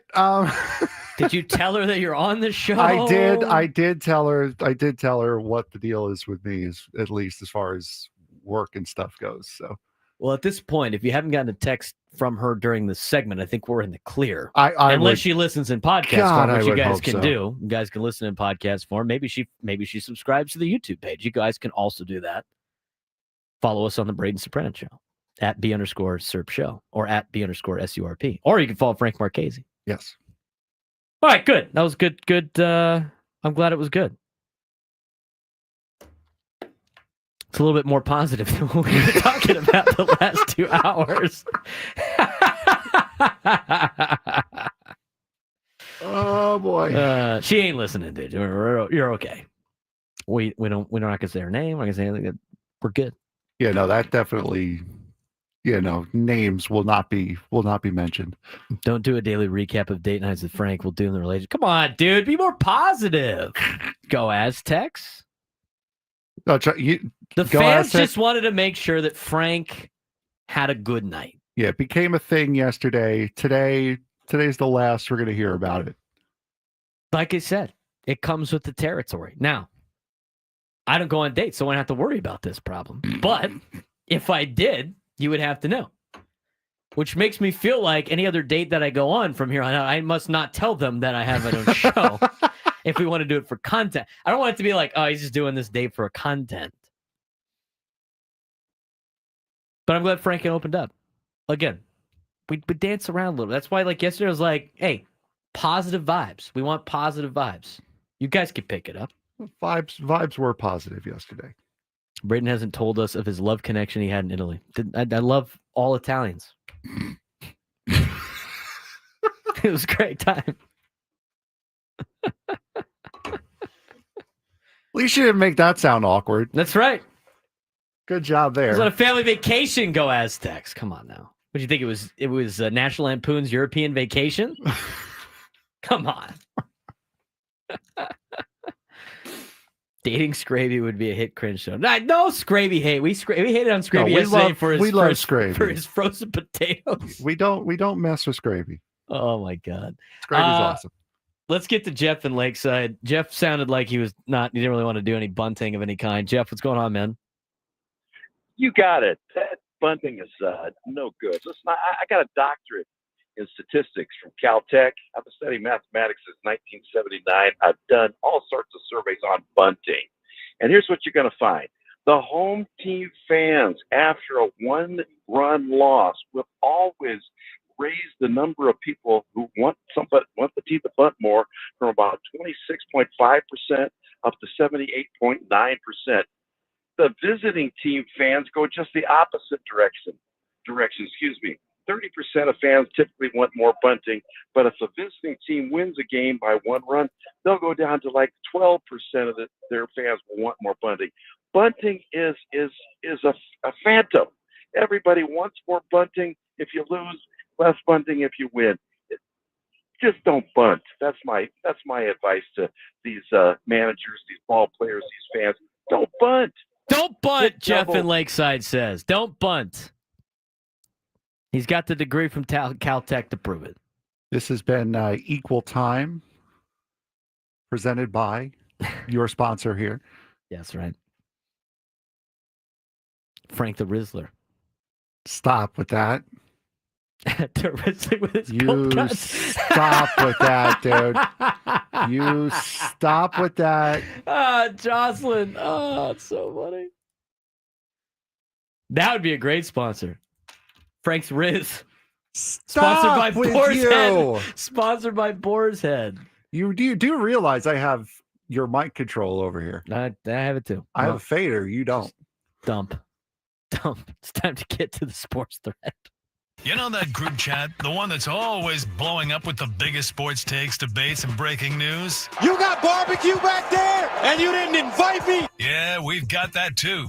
Welcome to the Sports Thread, where we break down the top 5 stories in sports, just like you would with your crew. Oh, no! Disaster! What a bad idea! No filters, no silence, just real talk. All right, Frank, what's trending in the sports world that's not Padres and Dodgers? Say what's trending is why I don't people, and that's becoming obvious now. Here we go. They're all in support of you, though, Frank. Major League Baseball and John Boy Media have announced a strategic partnership on Tuesday that will bring the two sides together to incorporate John Boy Media's experience across various MLB avenues. MLB will utilize John Boy Media's expertise on MLB's digital channels, creative activations around around key Major League Baseball events like the All-Star Game, the Home Run Derby, to help grow John Boy Media's stable of intellectual property, including Talking Baseball, Talking Yanks, and the Warehouse Games. Is this something that Major League Baseball should look to doing more? Do more, like getting out as far as like reaching out to social media personalities to try to help grow the game? I don't know. I feel like they should just have their own social media side of things. The thing with baseball is they're always like late on everything. Like if they would have done this like a couple years ago with John Boy, it probably would have been even better. But like my thing with Major League Baseball and the decisions they make, it's almost like by the time your parents like figure out what the trend is, the trend's dead. You know, like that kind of philosophy. By the time Major League Baseball finds out about the trend, it's over.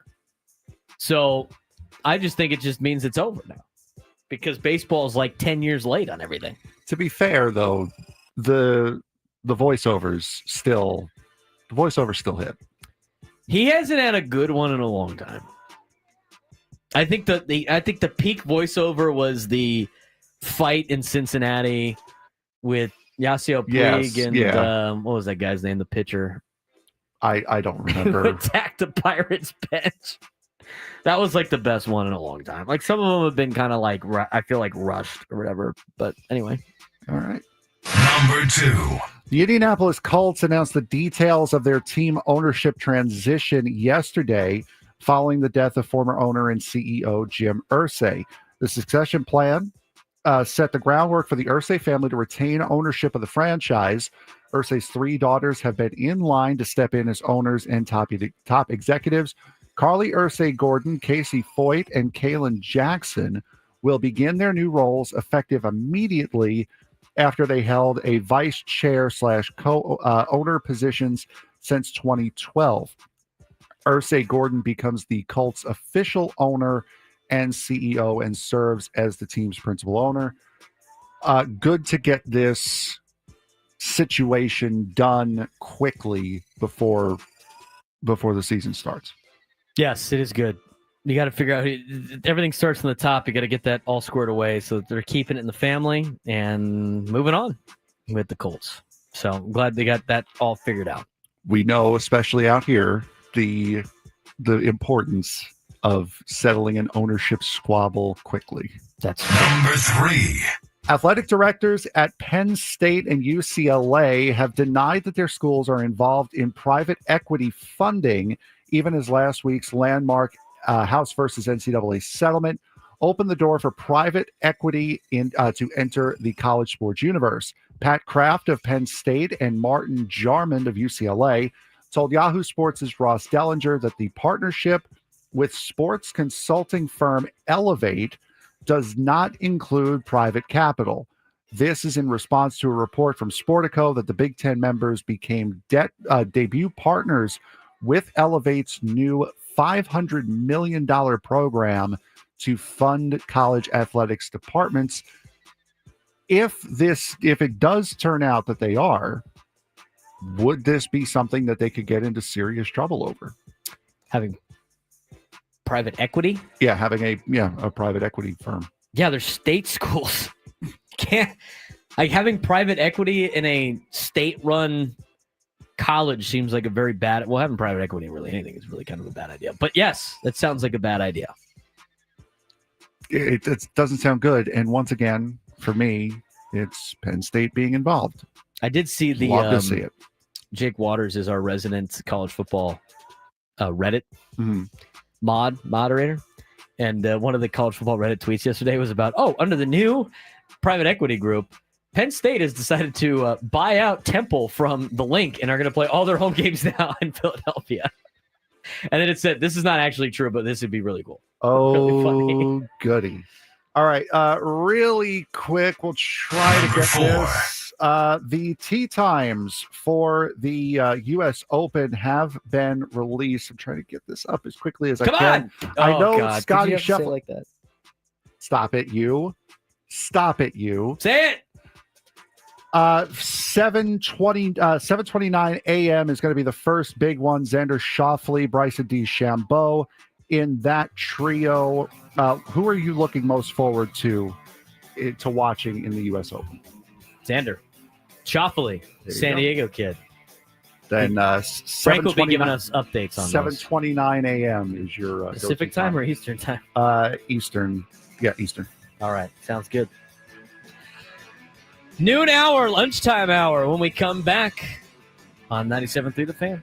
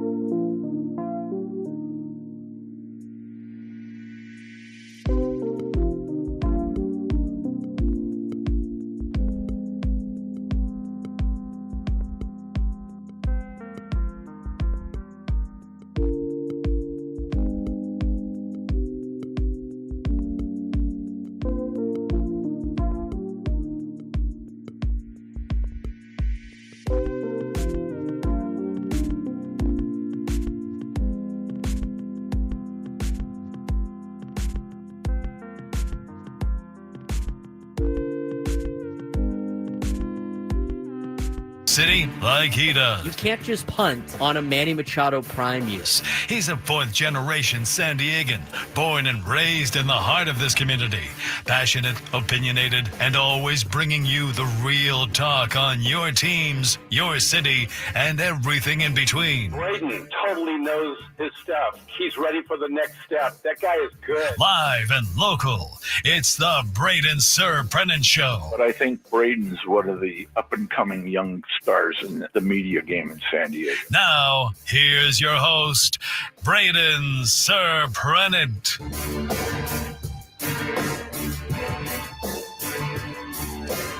Lunchtime hour on the Fan on the Braden Surprenant Show. Noon lunch hour is brought to you by the Craft Taco. Bold flavors at 2 locations, Sorrento Valley and inside Balboa Park's Natural History Museum. Go check them out. Saw a couple people in the YouTube chat yesterday saying they were going to Craft Taco, so I hope you ended up going over there. It's lunchtime. They're in the Sorrento Valley area. There's a lot of work over there. They could work at Qualcomm over there. You cruise on over Sorrento Valley, up the 5 a little bit. West side of the 5 is their location. It's kind of a little hard to get to, but once you get there, you're in a good spot. It's great tacos. Padres fan owns and operates it. Born and raised San Diegan. Great place to get a taco. Great place for lunch. Now, this kind of ultimately encompasses a couple of talking points in the chat that involve ketchup. We're going to talk about that in the next segment, part of our lunchtime bite down. Is that what we call it? Lunchtime hour bite down. Craft Taco hour. But before we do that, because remember, before I left, I teased. This is a long tease. Before I left to Italy, I teased what my friend Crumb puts on his tacos. We'll talk about that in the next segment. Why he should be banned from all Mexican food places for this. In the next hour, in hour number 4, we will be giving away 2 tickets to the Padres-Royals game on June 21st. Celebrate Star Wars weekend with Padres June 20th to the 22nd. Join us for galaxy-sized fun and secure your seats at Padres.com/tickets. So, we will do that in the 1 o'clock hour. Frank Marchese will have a trivia question for that he just learned about right now. Like we did yesterday with the same thing. So stay tuned for that in the 1 o'clock hour. All right. Frank and I are going to do this together because we want all of these. Go trade for XYZ, right? Let me ask you this question. The morning show was talking about this. Trading for a left fielder. Michael King is a little bit of a gray area right now with Michael King. In terms of when he comes back, we don't really know too much about Yu Darvish either. Do we have the updates on those? Give me a second. I can get them. Are there 2 separate or are they one? No, it's just one. Oh, just one. Okay. When Frank has that, we'll get to that to kind of lay out a couple of things here when it comes to the trade deadline. Again, everybody wants a brand new team now because the Padres have been in a long slump offensively. So, what's the latest on the starting pitching situation with Darvish and Michael King? Here's Mike Schill. What's the latest on what Yu's going to do today? Looks like he's ready for a bullpen. Yeah, Yu's going to get a bullpen with some ups and downs. So run 15 pitches up and then take a little break and then another 15 or so back up again and see where it goes. It's a good sign, right? How about Michael? What has he been doing? Michael's been learning a lot about what he's dealing with our medical staff. Is also on that learning curve of what it is and still continue to gather a lot of information. Rest is the prescription right now. He has played some catch, but nothing too aggressive and consistent. So we're just in a holding pattern to see what it is and the best way to treat it, if there is a better way to treat it outside of just the rest. And if you could, one more thing on Michael King. You said that you guys are still gathering information on the injury or the recovery? On the injury itself specifically. It's not something that is historic to our game. It's not something that players have had. I'm not a medical doctor clearly or have any real medical training. So if anybody's CPR, you're in trouble. I can't speak the specificity of it. All I know is it's not something historically anything we've dealt with in this game. So we're sure get an education around it. Do you say if you need CPR, you're in trouble? Don't you have to do CPR training like every 2 years to be a coach? You have to do that? Mm-hmm. Come on, man. That was the latest update. So now there's a little bit of a question mark for the starting pitching. Based on your current starting pitching, no guarantees about Darvish coming back. Again, he continues to just push along. I mean, they told us that he was going to be ready at the end of May. Well, it's June 10th. He's still doesn't think he's ready, and they're going with him, which is fine. I don't mind that. But again, the longer this plays out, the less and less you really buy into whether or not you're going to have Yu Darvish. It's not like a guarantee. The Michael King situation is lasting a lot longer than I initially thought it was potentially going to last. And again, the updates, it doesn't sound like he's very close to be pitching anytime soon. So now you have some question marks a little bit with the starting staff. Now, is that more important at the deadline now? If you only make one trade, are you making the trade for a starting pitcher now, or do you have to focus on left field? I think the answer is still left field. I will take my chances. I know you never have enough pitching.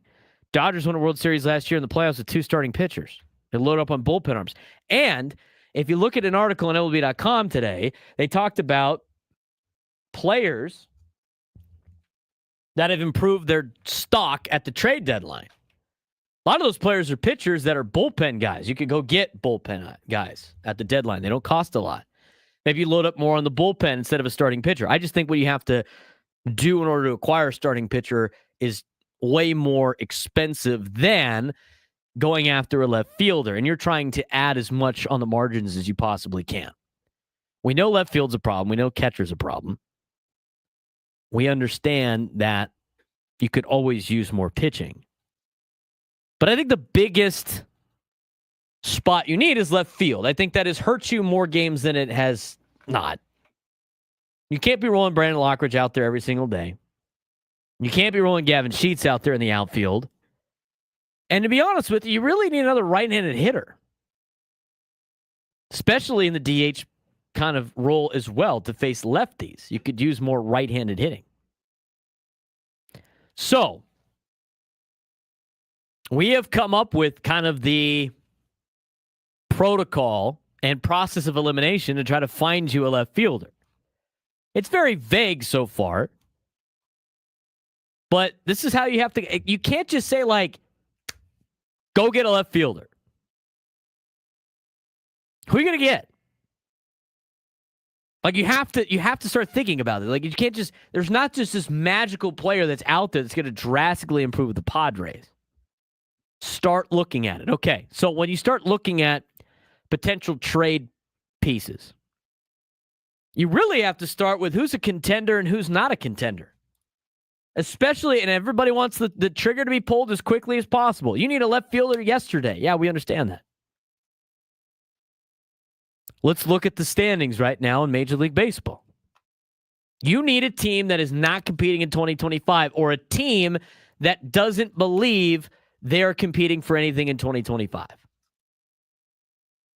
If you start looking at the standings, I think there's some obvious teams that are not contending. The Colorado Rockies are not contending in 2025. Now, whether or not you want an outfielder in the Colorado Rockies remains to be seen. But if you look at the overall standings, again, I'm going to look at it from a league standing perspective. We'll start with the American League. Detroit's in first, then the Yankees, Astros, Tampa, Toronto, Minnesota. The season ended today. Those are your 6 teams in the postseason in Major League, in the American League. Cleveland's a game out. Kansas City's a game and a half out. Seattle's 2 games out. Angels are 4 games out of a wild card. Red Sox are 4.5. Rangers 4.5. Baltimore's 8.5. Oakland's 10.5, and the White Sox are 13.5. I think the A's and the White Sox are definitely out of it, right? I don't think there's any qualms about that. I think the Athletics have a decent amount of players. I mean, they've been on such a rough stretch in the last couple of weeks. Is Baltimore selling at the deadline? I think they probably are. They fired their manager already. They have all of these players that are backed up in the minor leagues because of the guys in front of them.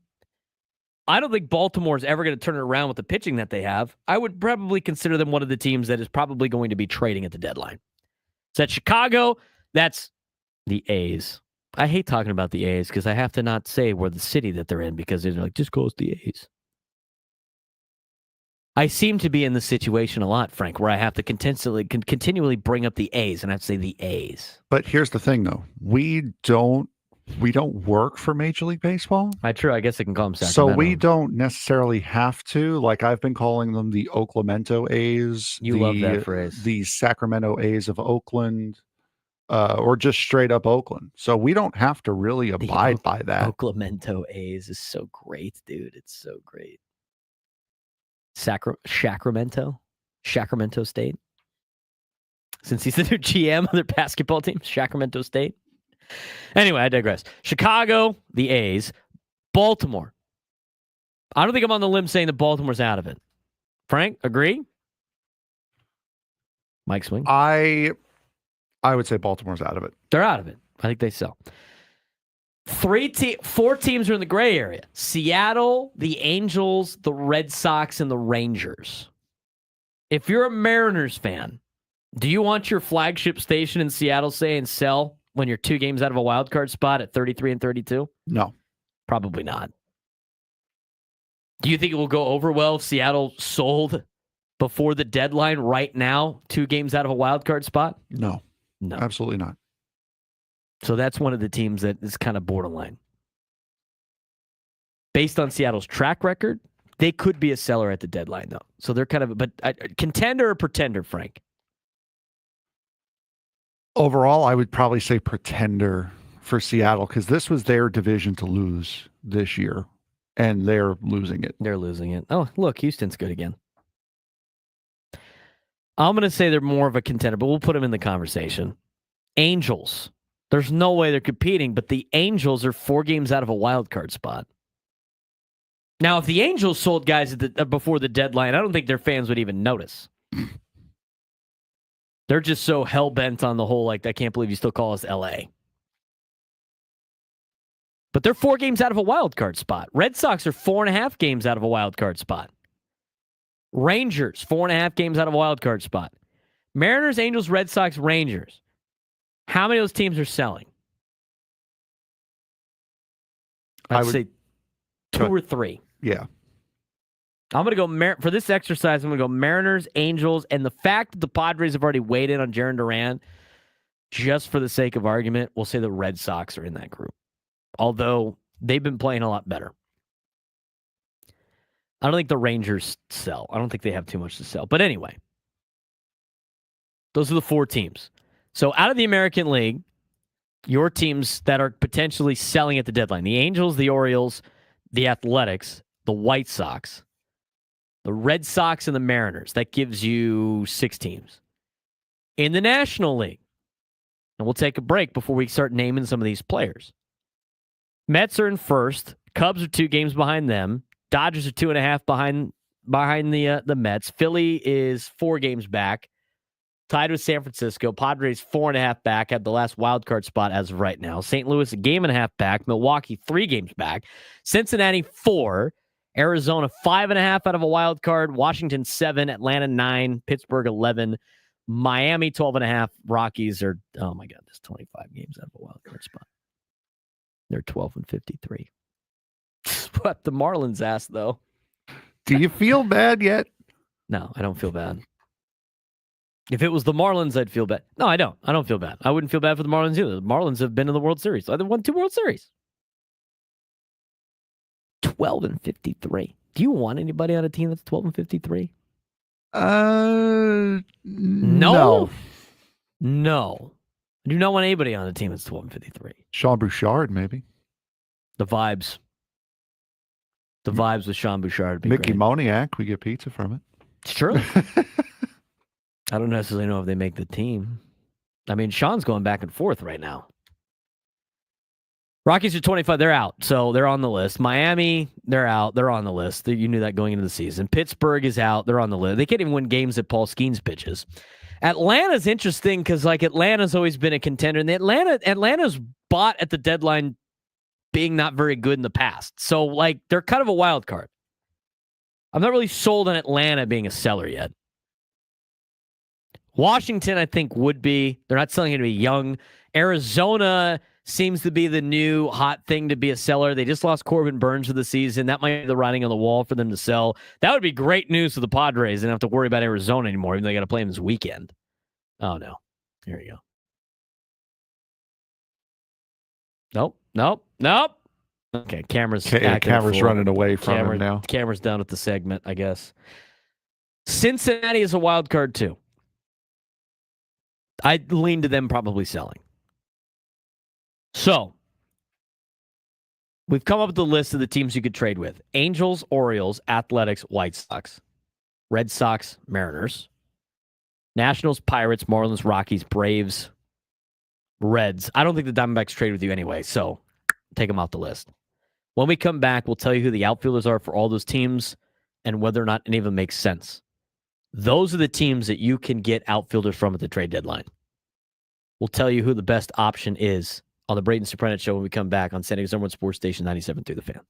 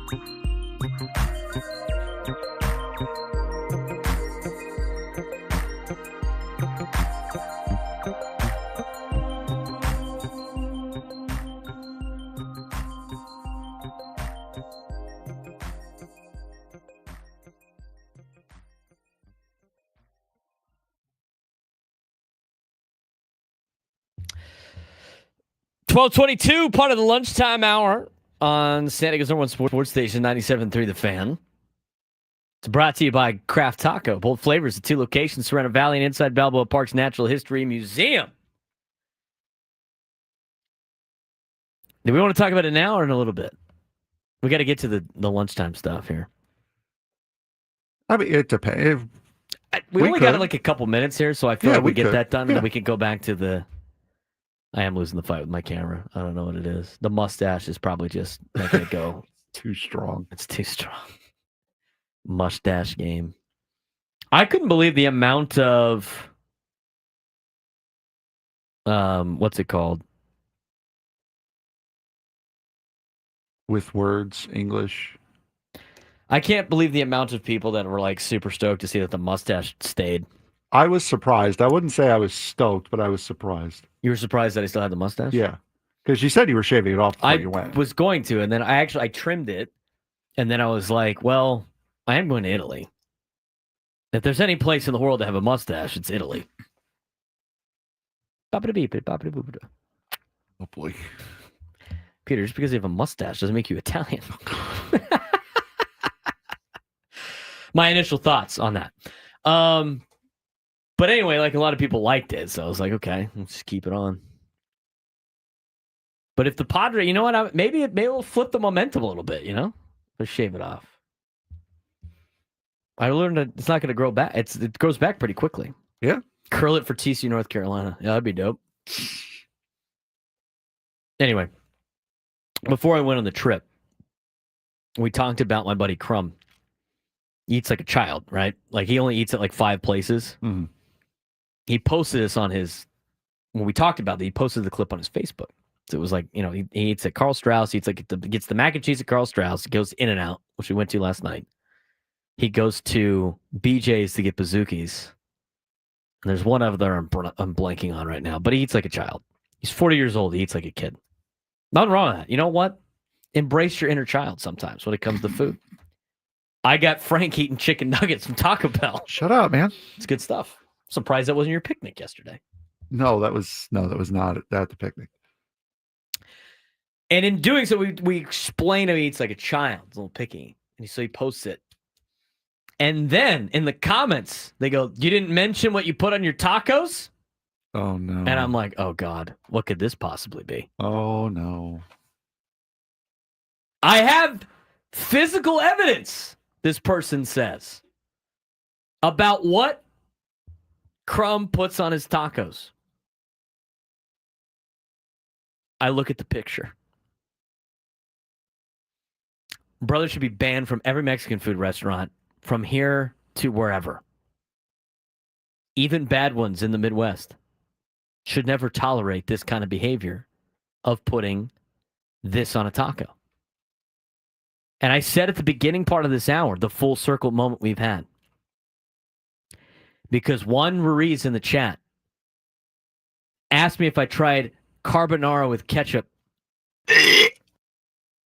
That's disgusting. And I said no. And I saw his comment yesterday and I ignored it because it made me want to vomit. And he goes, I was in a real Italian restaurant in San Francisco and saw a lady douse her carbonara in ketchup. It was insane. That doesn't mean you do it. Where am I going with this? Well, Crumb puts ketchup on his carne asada tacos. What are you doing? I saw the comments. I was like, this is insane. I can't believe it. I looked at the picture. He got a ketchup packet. His taco, by the way, it's like plain. Tortilla, carne asada, ketchup. What? That's disgusting. I know it's just it's like flank steak. It's just beef, whatever. I'm not against ketchup in certain entities. Ketchup is a fine condiment. I don't use it a lot. I understand the East Coast, have ketchup with your eggs. But ketchup on a carne asada taco, I'd be like, get the blank out. Just get out. Yeah. You're not welcome here.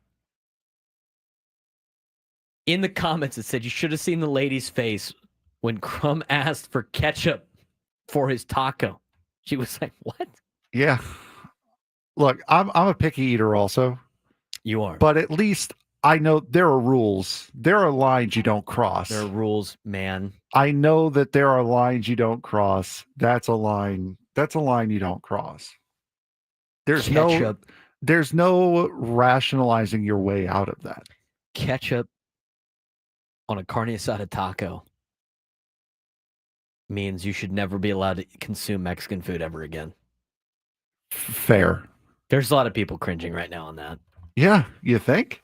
Now, if any of you driving around immediately thought, I should try that, we got to help you, dude. We got to, don't. Who hurt you? Who hurt you, exactly.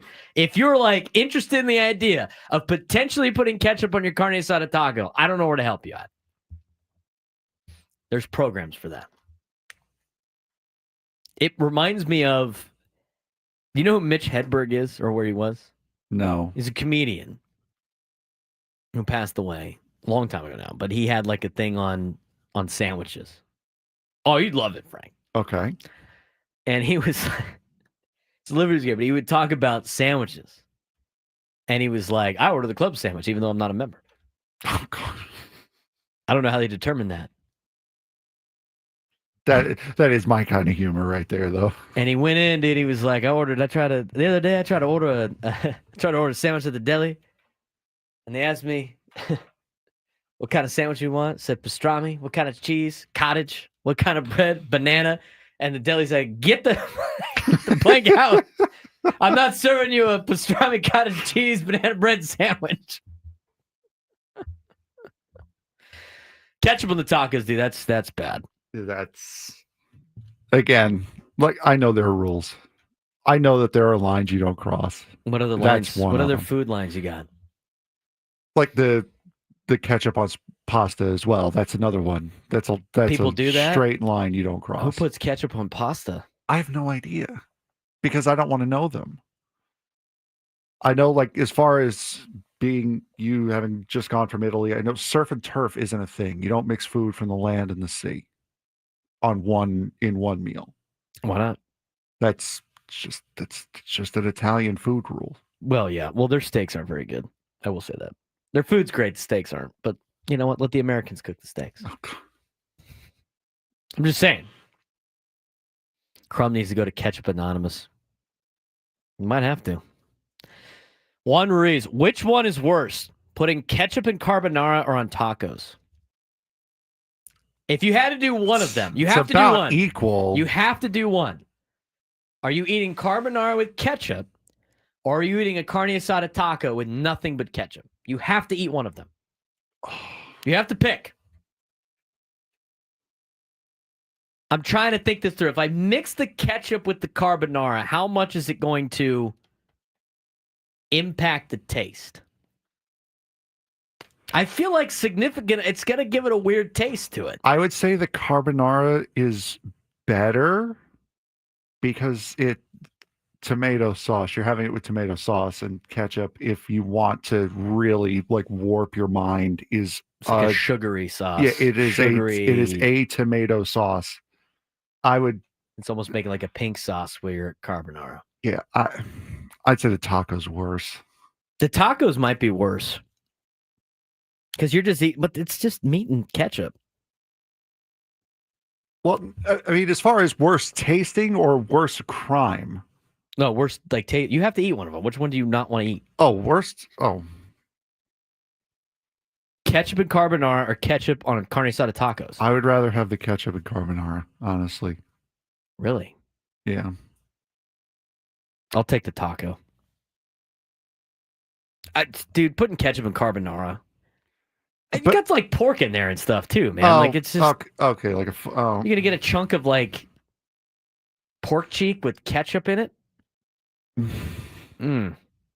No thanks. It's just the worst choices we have on this show. What do I think about this? My buddy Nicky P, who actually just texted me. I don't know what he said, but his dad is way older than he is. He's like old school, super old. Mm-hmm. His dad puts lemons in Dr. Pepper. And so now Nicky does that. Yeah. That sounds intriguing. Yeah, that's fine. I don't mind that. There was a couple other things that he used to do too with the, and I forget what he said, but the ketchup on the tacos. Man. Coke used to make like lime-infused Coke. Pepsi did Pepsi with lemon. My brother ordered Coke. They don't have Diet Coke in Italy. Oh, really? They only have Coke Zero. And every time my brother ordered a Coke Zero, it came with a lime. Yeah. That's a thing. It blends. Yeah, those are things. Rod says it would be too traumatizing for him to have a taco with ketchup on it. I think that's me with the carbonara. It'd be too traumatizing. I mean, again, for me, I would just go with what I'm more comfortable with. True. 833-288-0973, 833-288-0973. We need a contestant for today's Midday Sports Standoff. If you could take me down some sports trivia today, you will be entered for a chance to win our grand prize, which is a celebrating of summer with a spa and pool getaway at Resorts World Las Vegas, home of the largest elevated pool complex on the Strip. You'll receive a 2-night stay at Resorts World Las Vegas. Dine poolside at one of the 5 unique pool experiences and experience the ultimate in relaxation and wellness at Awana Spa, one of the largest co-ed spa facilities in Las Vegas. To book your summer stay, please visit rwlasvegas.com. 833-288-0973, 833-288-0973. When we also come back, we will let you know who the outfielders are that are available potentially via trade for the Padres at the deadline. All coming up next on the Braden Surprenant Show on San Antonio Sports Station 97 through the Fan.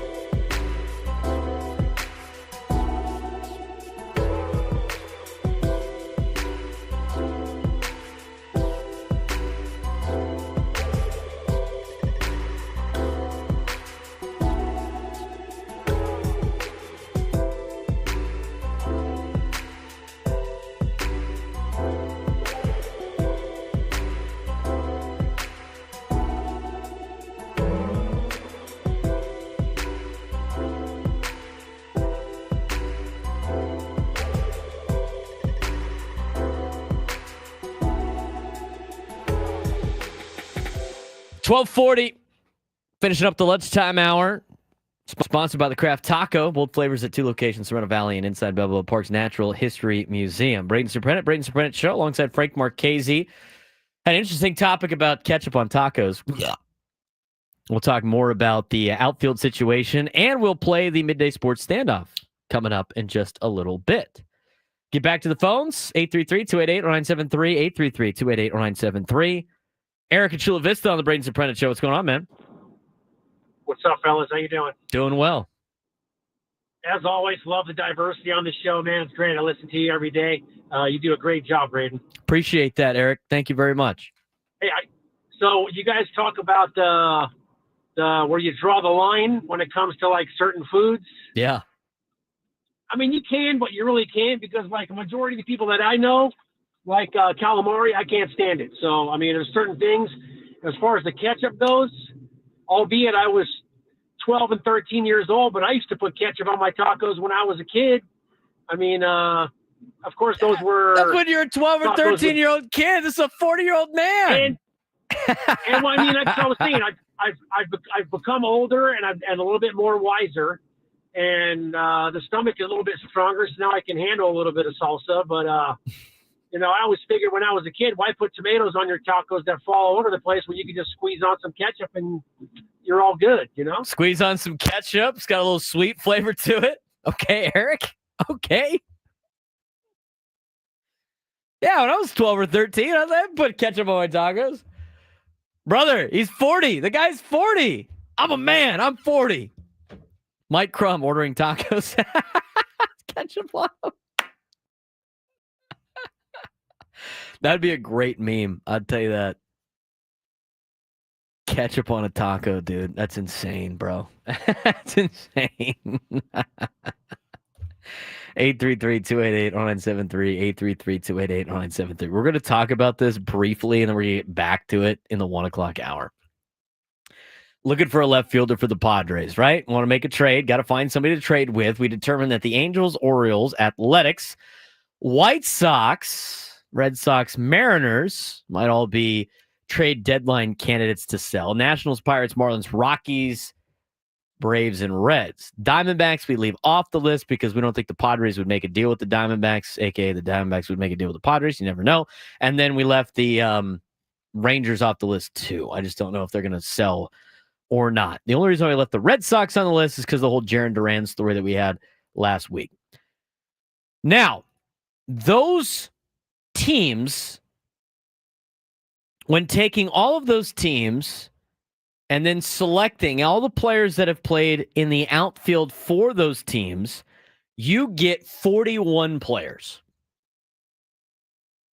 So 41 players, you do the process of elimination to find a fit for left field. You have 41 options right now based on teams that are not going to be contending that will probably be selling at the deadline. Not to say you can't get a player off a contender if you go like a little bit of a trade of, you know, strength for strength. It's just very rare, right? So there's 41 of those players. We have ranked all of these players based on WRC plus for only qualifying players. So out of the players on the list, these 41 players qualify for the minimum amount of plate appearances. They have to have at least 90 plate appearances in order to qualify in this particular list. The highest player on the list is Miguel Andujar of the Athletics with a 144 WRC plus. Ramon Laureano out of Baltimore. O'Neal Cruz out of Pittsburgh. They're not trading him. Lawrence Butler for the Athletics. This is, again, in order of WRC plus. Now, anybody that has less than 100 of a WRC plus probably isn't worth trading for at the trade deadline. This is weighted runs created plus. An average baseball player gets a 100 on this mark. If you're over that mark, you're 44% better than an average player if you're 144 on the list. Miguel Andujar has a 144 WRC plus. These players that I list, because I'm not going to list all 41 of them because we got to get to the Midday Sports Standoff. These are only the players that are above average on weighted runs created plus. And this is in order. Miguel Andujar, Ramon Laureano, O'Neal Cruz, Lawrence Butler, James Wood, Kyle Stowers, Wilyer Abreu, Alex Call, Randy Arozarena, TJ Friedel, Joe Adell. I find it odd that Joe Adell's got a higher WRC plus than Taylor Ward, but here we are. Cedric Mullins, Jesus Sanchez, Dane Myers, Julio Rodriguez, they ain't trading him, Jordan Beck, Jake Fraley, Jaron Duran, Gavin Lux. Those are all the players that have a weighted runs created plus of 100 or better. Players just below that, Taylor Ward at 98, Brian Reynolds at 98. Ceddanne Raffaello of Boston is at 91, Eli White, Andrew Benintendi, J.J. Bleday. Bleday's got an 85 weighted runs created plus, which means he is, was that 15% worse than an average baseball player in Major League Baseball in that category. Tyler Soderstrom, Michael A. Taylor, Joshua Palacios, Alex Verdugo, Dylan Cruz. That's your top 30 of that list. Those are your options right now. So, what do you guys think? Cedric Mullins kind of jumps out to me, being on the Orioles. He has a 115 WRC plus. I've seen the Padres be linked to him before in the past. You could talk about a guy like Taylor Ward. He strikes out a ton. I'm surprised his WRC plus is only a 98. That's kind of shocking to me. It's even more shocking to me that Joe Adell has a higher WRC plus than Taylor Ward. And Taylor Ward hits tons of home runs. Randy Arozarena is interesting if the Seattle Mariners want to potentially trade. But again, those are just the names. We'll break it down further in the 1 o'clock hour when it comes to contracts and who might be available and which you can trade with. I don't think a lot of those players cost you a lot of prospect capital. Some of them are not even going to be traded. I mean, we can start crossing names off the list. We'll do that in the 1 o'clock hour. But it's time to get to the Midday Sports Standoff. Welcome to Midday Sports Standoff on the Braden Surprenant Show. I can't believe what I'm seeing right now. The ultimate head-to-head battle where sports knowledge and quick thinking collide. No, he's no good. Are you kidding me, Mr. Contestants will go toe-to-toe with Braden in a sports trivia deal where every correct answer brings them closer to victory. Down the sideline! Wow! Unbelievable! But 3 strikes and it's game over. This is not Detroit, man. This is the Super Bowl. Can you outsmart Braden? The Midday Sports Standoff starts now. All right, I haven't done this in a while. Frank, who we got on today? Of AJ in Vista. AJ, how you doing today, bud? Doing good. All right, so today's topic is another one with an odd number of answers, and I think this one could be an easy one. So, AJ, you have the advantage here. There are 7 teams in the National Hockey League that play in Canada. We have to name all 7. All right, so AJ, you got it? Yep. All righty, you again have the first pick. Who? Go ahead, make your first pick. Sorry. The Canucks. Try to get to the button. Yes. Like I said, this is probably going to be a race to 7 here. Toronto. Maple Leafs. AJ. The Canadiens. The Montreal Canadiens. Ottawa Senators. All right, 2 left. AJ, if you get this right, you guarantee yourself at least a tie. Sorry, 3 more left. Holy cow. I'm drawing such a blank right now. Canadiens, Maple Leafs. Flames, Calgary Flames. All right, so you guaranteed yourself at least a tie. Braden? Edmonton Oilers, who are in the Stanley Cup Final. And there is 1 more. I'm not going to get it. Total blank. Winnipeg. The Jets. Yeah, Winnipeg. Jets, Jets, Jets, Jets. Well, Yeah, Did we tie? unfortunately. No, I won? that's yep. Braden, you won man. JETS Jets. Fireman Eddie still out there? Fireman Ed. Sorry, AJ. Been studying up on my NHL during the Italian break. I'm on the Italian Riviera just reading trivia books. It's so dumb. That was our question probably for yesterday, I would imagine. Yes, it was. In honor of Edmonton being in the Stanley Cup final? Yes, and also in honor of that was a fairly quick topic to think of. I had one the other day. You did have one the other day. But like now I know what it is, so like it's hard to do. But I kind of want to bring it. We have some time here. Can you name me? Braden. Oh, maybe this should be our trivia question. Okay. How many do they have to get correct? There's 14 of them. Oh, good Lord. You need to get all 14. I mean, like 2, 3? Yeah, we'll say 2. 2. There are 14 MLB teams to never relocate. Okay. Name me 2 of them. First one to call in and name 2 of those will win tickets to the Padres Royals game June 21st. So Saturday, June 21st, where you celebrate Star Wars weekend with the Padres, June 20th and the 22nd. Join us for galaxy-sized fun and secure seats at padres.com/tickets. 14 MLB teams to never relocate. Name 2 of them. For those of you who just called in, just hang on the line. We'll do that during the break. By the way, as far as speaking of the game tonight, we know Dylan Cease is going for the Padres. The Dodgers still have not announced who their starting pitcher is. Again, this was Landon Knack's spot in the rotation last time around. But we do not know officially who the starter will be for the Dodgers. Curious. Dylan Cease versus a Dodgers bullpen game at Petco Park. What could possibly go wrong?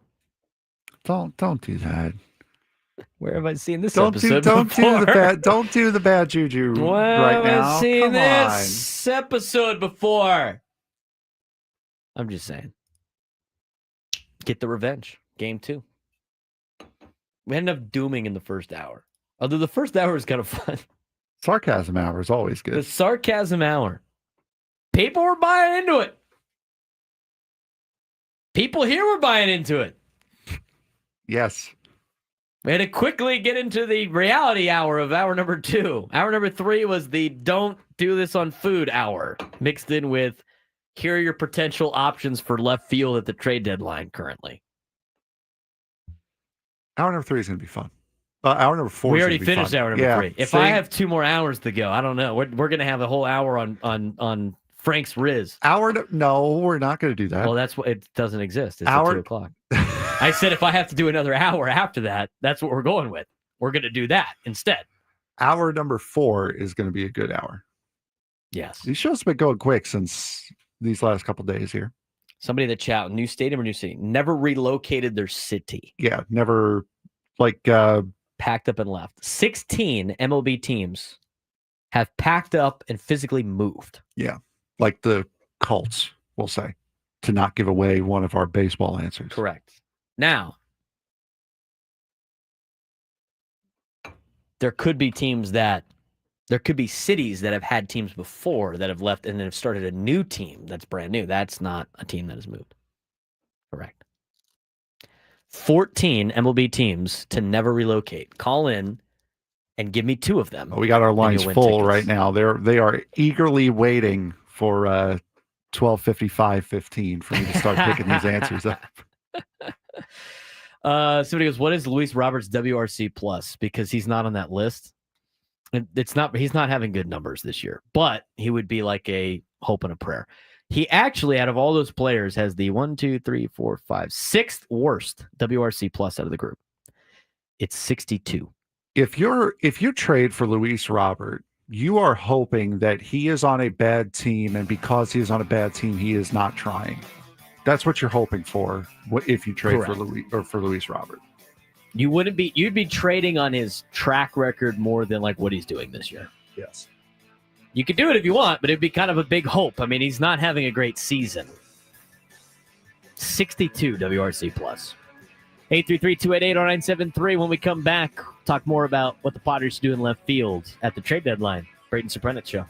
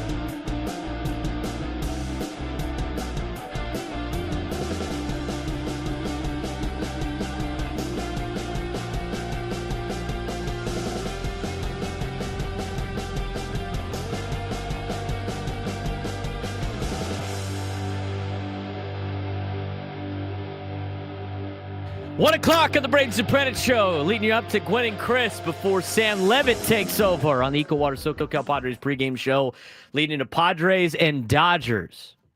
Game 2 of a 3-game series starts tonight at 6:40. Dylan Cease starting for San Diego. TBD for the Dodgers. Have you seen anything yet, Frank? Have they announced anybody yet? Not that I've seen. Sick.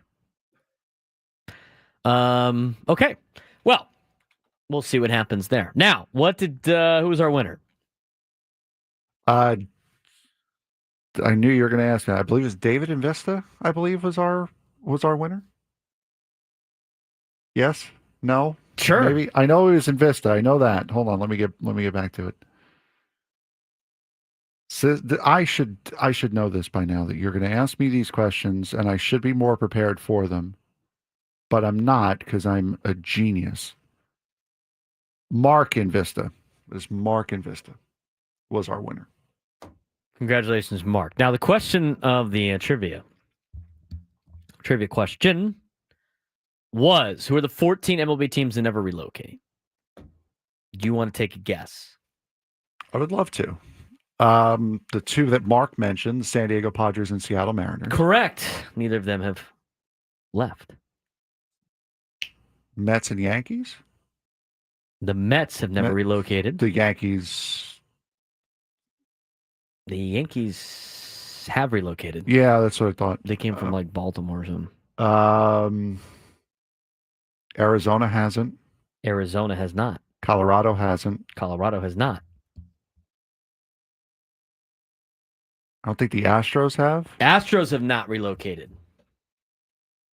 Texas Rangers? Rangers have. Oh, okay. They came from like D.C. or something. Tampa? Tampa has not. Miami? Miami has not. I want to say the Phillies. Phillies have not. Yeah. Cubs? Cubs have. Really? According to my list. I had a graphic. It was saved as a bookmark. I don't know if I unbookmarked it. And I did. Pirates? The Buccos. Pirates have been relocated. Okay. How many more do I have? Okay, so you said Mariners and Padres, Diamondbacks, Rockies, correct? Phillies, Mets, Astros, Marlins, Rays. So you're missing 1, 2, 3, 4. I got 5 that you're missing. Toronto has never relocated.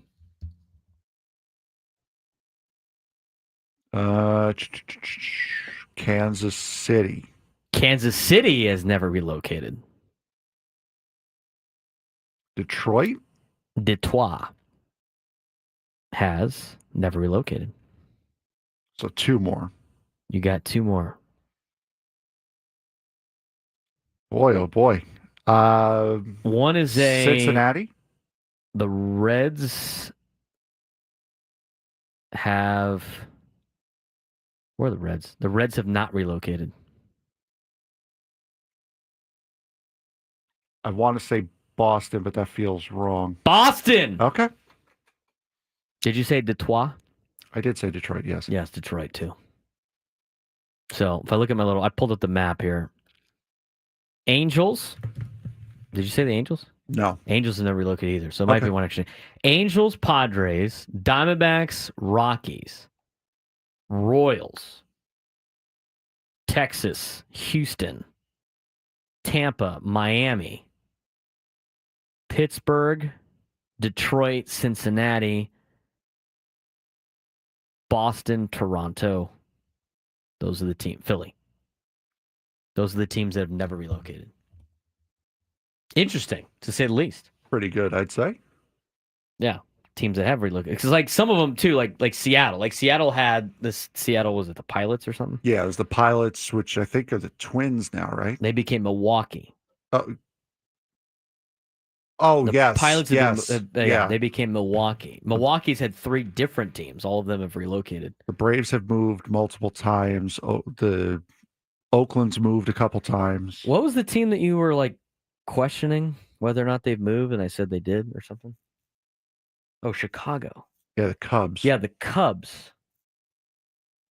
No, the Cubs have been there the whole time, so you were right. So it's actually 16 teams have not ever relocated. So we're just wrong. Is it? No, 16 of the whatever. I was missing Chicago because on the map, like it's connected to the White Sox. Oh, okay. And so it says the White Sox moved, but the Cubs haven't moved. The White Sox came from St. Paul.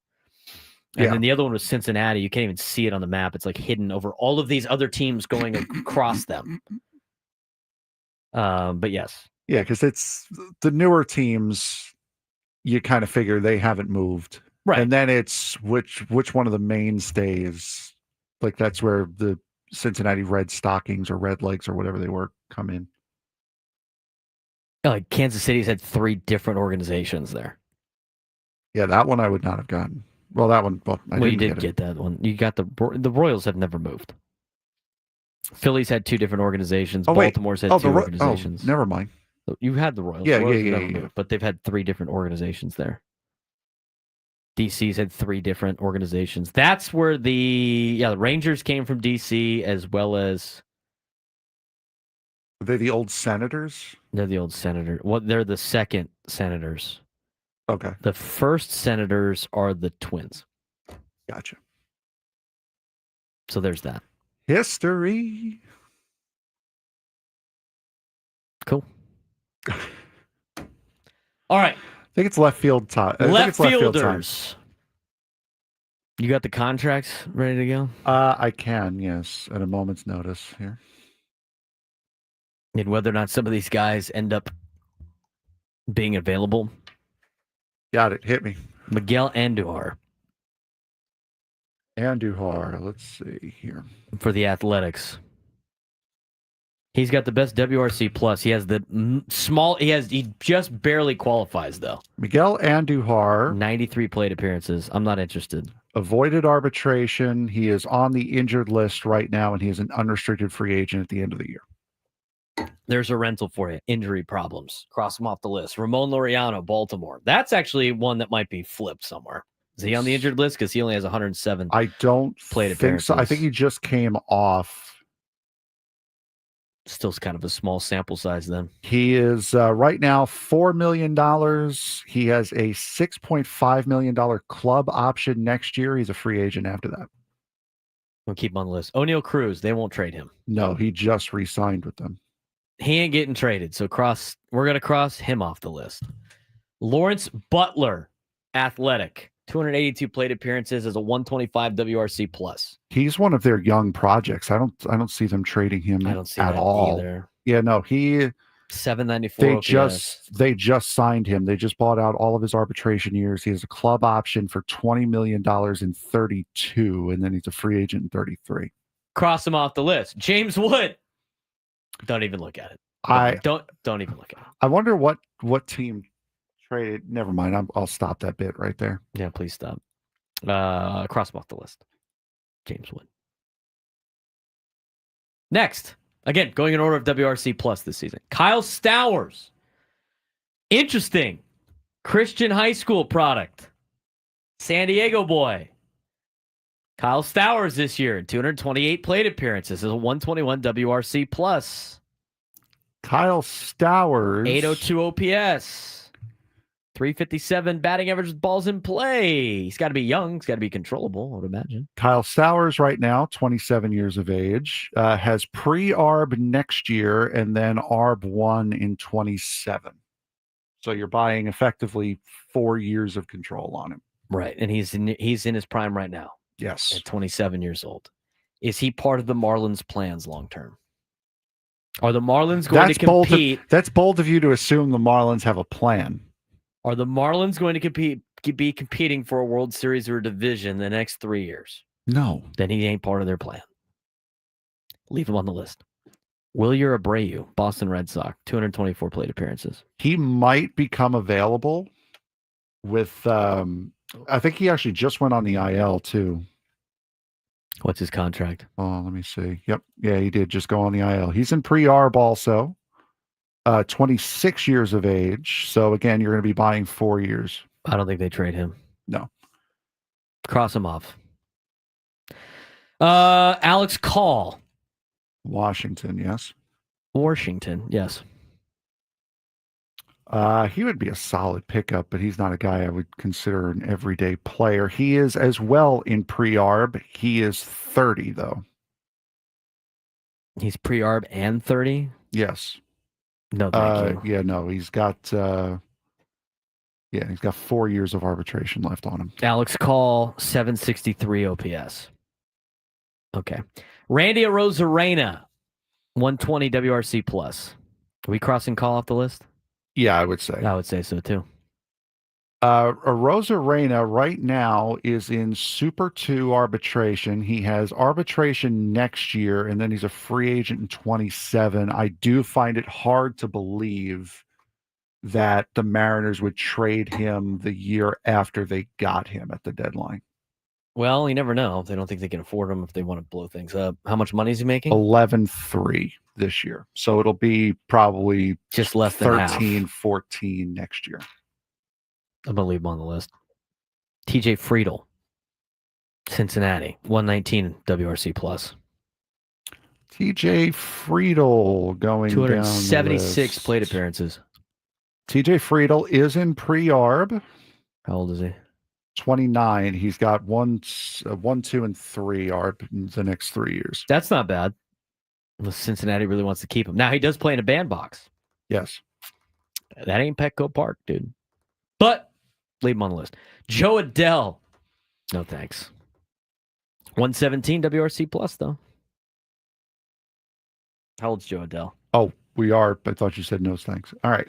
Joe Adell, 26. He's in ARB 1. He's only 26 still? Yep. He is in ARB 1 making 2.1. So you'd be buying 2 years of control on him.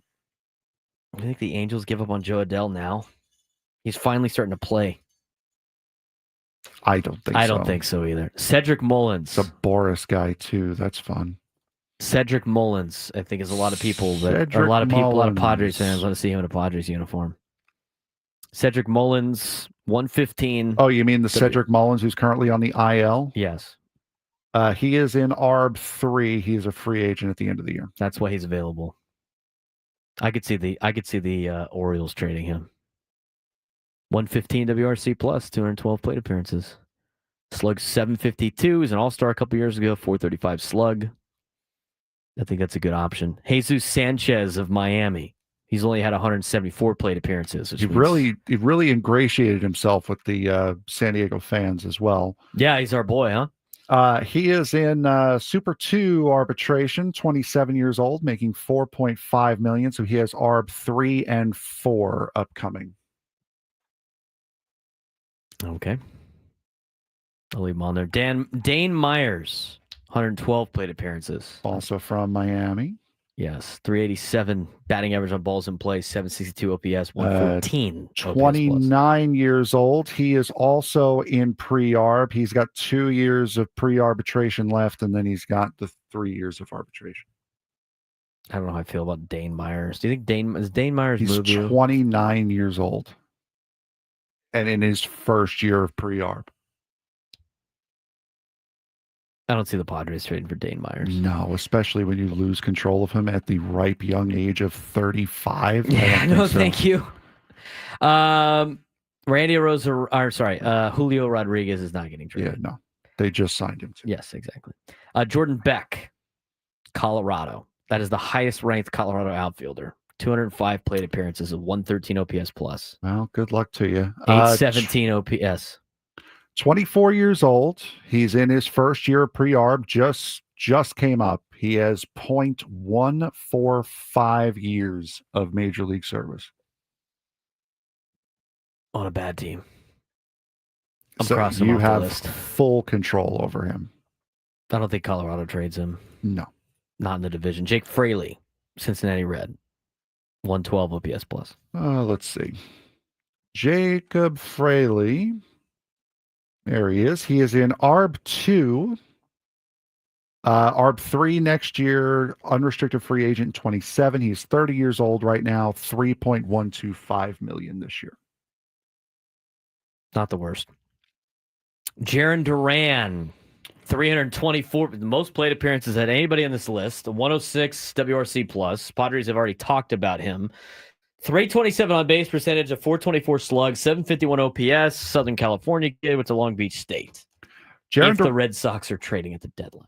Jarren Duran, 28 years old. He is in Super 2. There's an $8 million club option on him for next year, and then he's got ARBs 3 and 4 before he's an unrestricted free agent at 32 years old in 29. I like Jarren Duran. Making 3.75 this year. I just don't. The Red Sox continue to win. It's going to be harder to pull him away. Gavin Lux. Oh, man.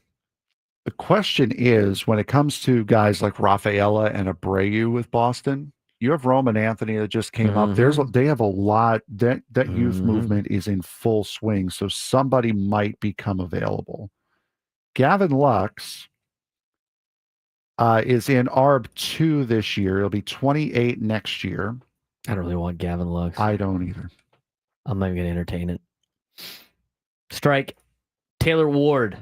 His is affordable too, isn't he? I believe so. I can't believe his WRC plus is less than 100. Taylor Ward is in year 3 of Super 2 arbitration, which means he's got one more year left on him. 31 years old. He's at $7.825 million this year. Which means that's going to be down to like $2 or $3 million by the time you pick him up on the prorated salary. Yeah. Brian Reynolds. They just signed him, did they not? They did, but he might want out anyway. They're a mess, dude. But like he's getting paid Brian Reynolds amount of money, isn't he? Brian Reynolds had ARB 4 bypassed. He's making $12.25 million this year. 14-2, 15-2, 15-2, 15-2, no, thank 15-2, you. and No, then thank 20. You. No, thank you. In 31 when he's 36. That's a club option. Crossing off. Okay, so out of the players that are all WRC, here's your list that you got. Ready for this? Mm-hmm. Out of teams that are not contending, and we have picked a handful. All the left fielders that have at least a 100 WRC plus, which would be a major improvement for the San Diego Padres, that fit in terms of contract. You have 9 players available. So that pool of 40 has been dwindled down to a quarter. 41 has been down to 9. Now, Luis Robert Jr. is not on this list because his WRC plus is terrible, but you could take a chance on him and hope things work out. But if you want more of a guarantee, this is more of a guarantee. You do have one option that's no longer on the table. The Mets signed Travis Jankowski today to a minor league deal. Hunter Renfroe is still available. Here are the 9 players when we come back on the Braden Surprenant Show on San Diego's #1 sports station, 97 through the Fan.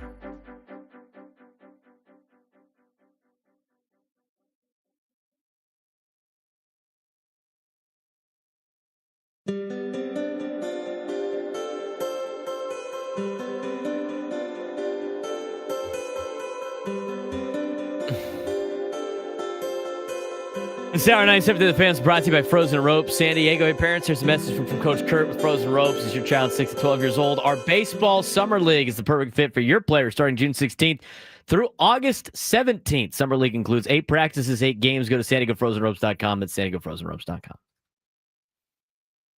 We're getting slimmer and slimmer on these choices for a potential left fielder. Again, it's easy just to say, go get a left fielder.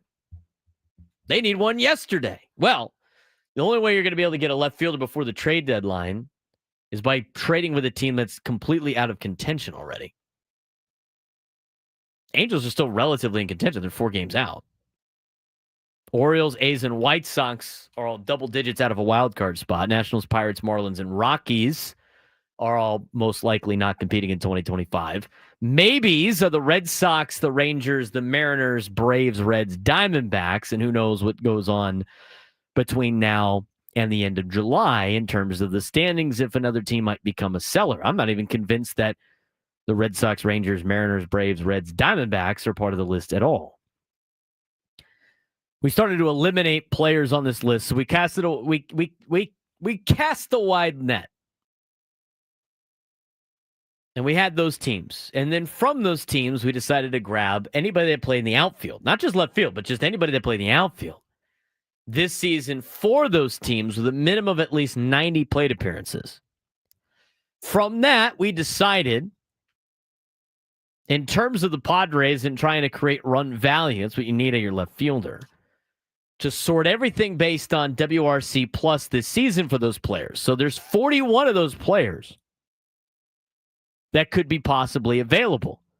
We then eliminated almost half the field for those players that were at least 98 or better because Taylor Ward was a 98 WRC plus. 3/4 of that field we eliminated. Yes. So then from there, we went through and started to cross off all the players that had those big contracts that are not going to be traded. O'Neal Cruz, gone. James Wood, not getting traded. Joe Adell, Julio Rodriguez, Jordan Beck, Gavin Lux, Brian Reynolds. I mean, these are just players that are probably not going to get traded from the teams that they're on. Miguel Andujar only has 93 plate appearances on the injured list. That left us with 9 names. Now, would you say that the Padres have currently an issue with right-handed hitters?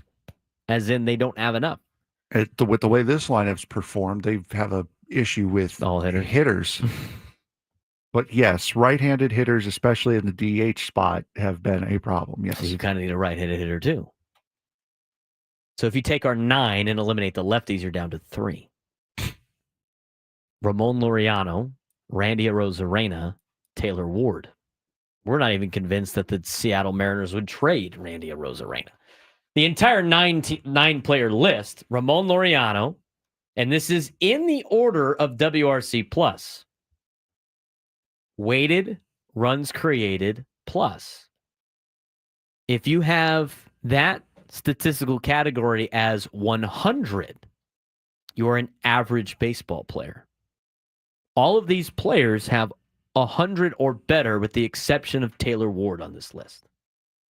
He's 2% worse than an average baseball player.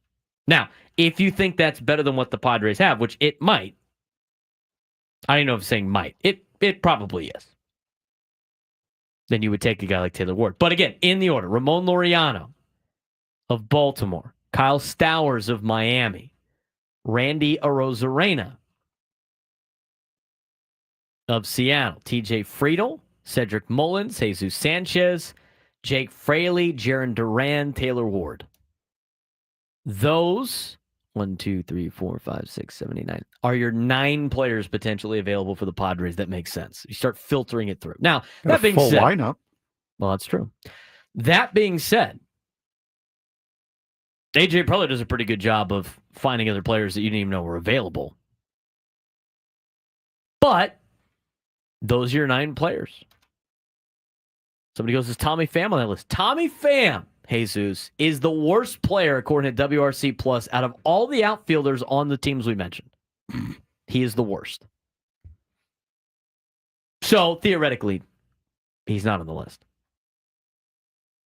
People ask, why isn't Luis Robert Jr. on that list? Now, Luis Robert Jr. this year is not doing very well offensively. He's got a 62 weighted runs created plus. If you trade for a guy like Luis Robert Jr., you are taking a major risk that you can get him back to what he was before this season. You're not trading for a bat that's hot currently.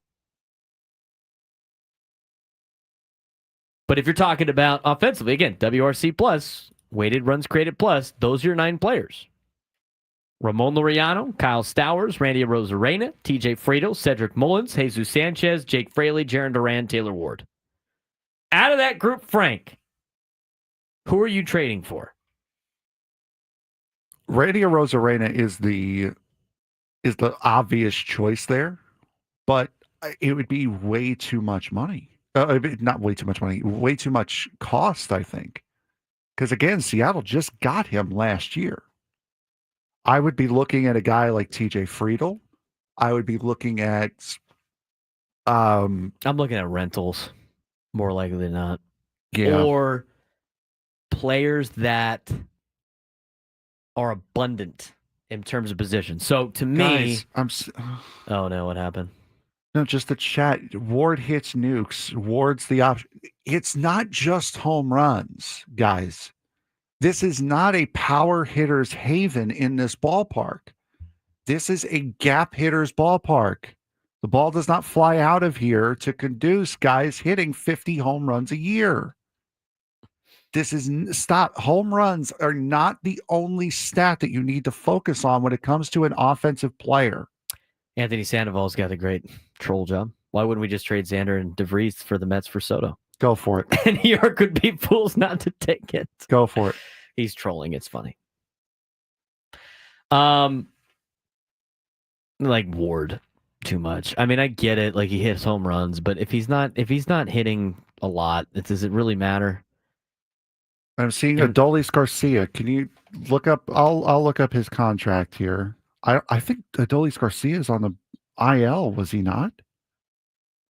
He might be. Oh, he was at some point this year. He's not now, at least from Spotrac. $10.5 million this year. He'll be an ARB 3 next year. Has Ryan O'Hearn played outfield at all this year? I don't think he has. I think he's been their first baseman. Yeah. I mean, you could trade for him if you wanted to. You still don't have you don't have an answer in the outfield, which you need. Oh, Ryan O'Hearn's a DH. Right. Well, you do need a right-handed hitting DH. They picked up his club. He's a free. Why again? Why would you trade for him right now when he's going to be a free agent next year? Oh, O'Hearn? Yeah, he's a free agent next year. Well, I'd trade for a rental. If you made a trade, well, what about this? I don't think a guy like Ryan. What's O'Hearn's numbers this year, stat wise? I don't have them. Obviously. Oh, here we go. I got it. Look him up. 51 games. He's hitting. Oh well, he's hitting 326, 9 homers, 23 RBIs. Here's what you do. 181 at bats. The problem is the Padres don't have too much pitching available, but Cedric Mullins is a free agent at the end of the year. Ryan O'Hearn is a free agent at the end of the year. Baltimore has all these players backed up.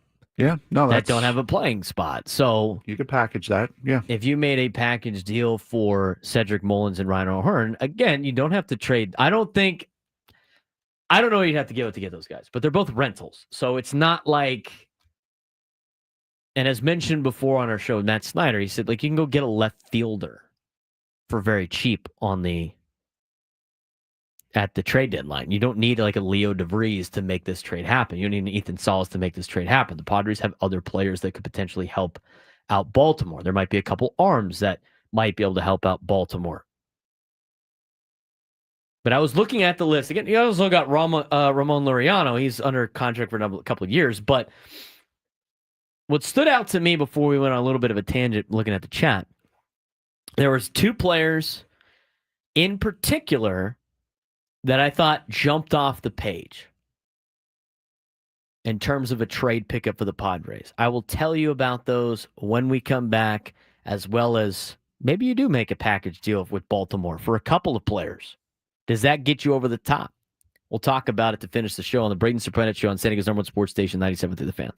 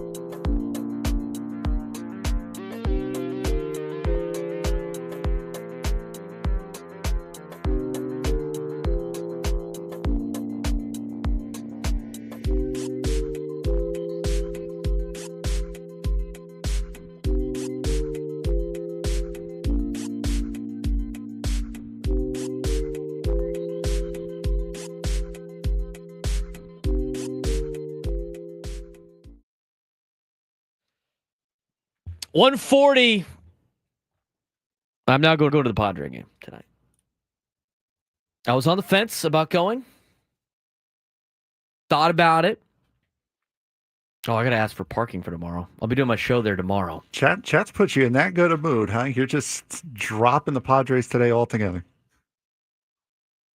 Oh, I got to, I forgot I got to get set up for tomorrow. We're doing the show there tomorrow. These are the jokes, kid. Didn't. I got asked to go to the game tonight, so I was like, I'll go. My brother's using my parents' tickets, which means I can get a ride from him down to the ballpark. Taking multiple cars down there would be ridiculous. But anyway, so I'll probably go out to the game tonight. I'll be out there with my friend Johnny. Let me go use his tickets tonight. So I'll be down at the game tonight, and I'll be down there tomorrow for my show. So if you're going to the game tomorrow afternoon, I will be on before Sam Levitt live from the loft. And one of these days, we're going to get Frank out there. Not this time, but the next time. 833-288-0973. 833-288-0973. Oh, thumbs down. Let's talk about the left fielders again. So I teased it going into break. It's a harder exercise than you would think. I mean, you just can't it's easy to just be like, go get somebody. Okay, well, who can you get? You go start from the top and work your way through. Start from the top in the sense of you have to trade with somebody that's willing to just part ways with some of their better players, right? Those are usually teams that don't contend or are not contending. We announced those teams. Angels, Orioles, Athletics, White Sox, Nationals, Pirates, Marlins, Rockies. The maybes that were included. Braves, Reds, Red Sox, Mariners. We did not include the Rangers yet.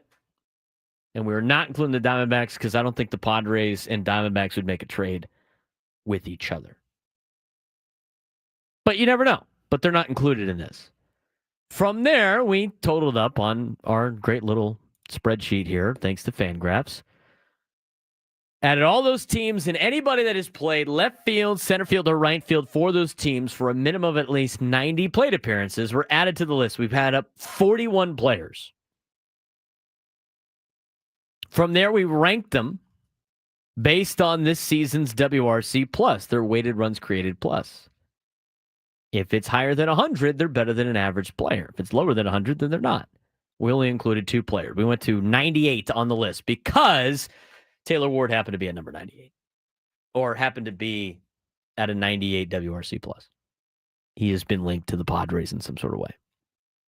So that being said, we had our list together. We started to eliminate based on contracts that didn't make sense and teams that were never going to part ways with certain players. Like O'Neal Cruz ain't getting traded. James Wood's not getting traded. Julio Rodriguez isn't getting traded. Knocked us down to about 9 names. Ramon Laureano, Kyle Stowers of Miami, Randy Arozarena, TJ Friedel, Cedric Mullins, Jesus Sanchez, Jake Fraley, Jarren Duran, and then Taylor Ward. Those are the 9 players that are mentioned. Again, a big problem for the Padres in the roster construction right now is they don't really have a right-handed hitting DH.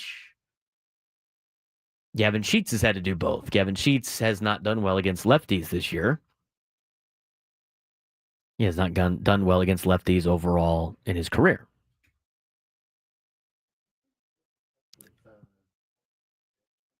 But that being said, when you look at the lineup and everything, or the players that are available, there are not a lot of righties available.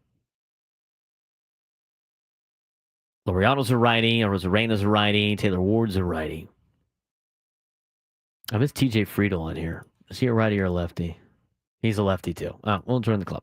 Stowers is a lefty. Friedel's a lefty. Sanchez, Mullins, both lefties. Jake Fraley's a lefty. Jarren Duran is a lefty. If that matters. For A.J. Preller-built teams, it doesn't really have seemed to matter too much, which has led to a potential conversation of, do you trade for a couple of lefties at the trade deadline? Does that matter? I think you kind of have to think about it, because what happens here is when you look at what the Padres, when you look at some of the deals that could be made, the one that is brought up a little bit, which is interesting, Ryan O'Hearn has been brought up multiple times. Why isn't Ryan O'Hearn on this list? Well, he hasn't really done too much in the outfield for Baltimore. He's a DH. Plays first base. I guess he could play in the outfield, but he's been doing mostly first base and DH. He's had a great year. But he's also a lefty. We thought about it during the break, or going into break. You could try to put a package together, try to get Cedric Mullins and Ryan O'Hearn. You bring in two players that are going to help you out, one in left field, one is a DH potentially, or a first baseman. The problem is there are more lefties that you have on this team. Now, whether or not you want to do that remains to be seen, but I think there's an interesting potential package there for the Padres to get Mullins and O'Hearn from Baltimore. I'm sure they won't be the only bidder for those players. When I looked at the overall list, again, that gets kind of popped up because it's interesting to me. The names that really stood out to me, out of Ramon Laureano, who plays for Baltimore, Kyle Stowers, who's a local product at a Christian high school that plays for Miami, Randy Arozarena, TJ Friedel, Cedric Mullins, Jesus Sanchez, Jake Fraley, Jarren Duran, Taylor Ward. The names that popped out to me were rentals or players that are in situations in which they are blocking a top prospect in that organization. So to me, that gives you Cedric Mullins, who would be a rental, and that gives you Jarren Duran, who would be a guy that is currently playing a position that might be preventing some of the top prospects of the Red Sox from playing. So those are the two to me that make the most sense. Now, as mentioned before, if Jarren Duran is traded during the deadline or before the deadline, his club option goes away. So it's not like he can pick up the club option on his contract. Jarren Duran and Cedric Mullins are both lefties. You still need kind of a right-handed hitting DH, right-handed hitting bat off the bench. I guess you would kind of improve that a little bit with the addition of some of these players. I like the idea of Cedric Mullins and Ryan O'Hearn. It's just whether or not you can stomach the fact that a left-hander is just going to shut you down. Ryan O'Hearn has done decent against lefties this season, but at the same time, he hasn't faced a lot of them, and in his career, he's hitting 200 against left-handers. You already really have that problem right now because of last night when Gavin Sheets didn't do well against the left-handers and hasn't done well against left-handers. And so now you're in a situation where you could have, where do you go to the bench? We didn't really talk about this too much, but I guess I could bring it up now. Right now, your right-handed bat is Luis Campusano, but at this point, I don't even know why he's still employed by the Padres.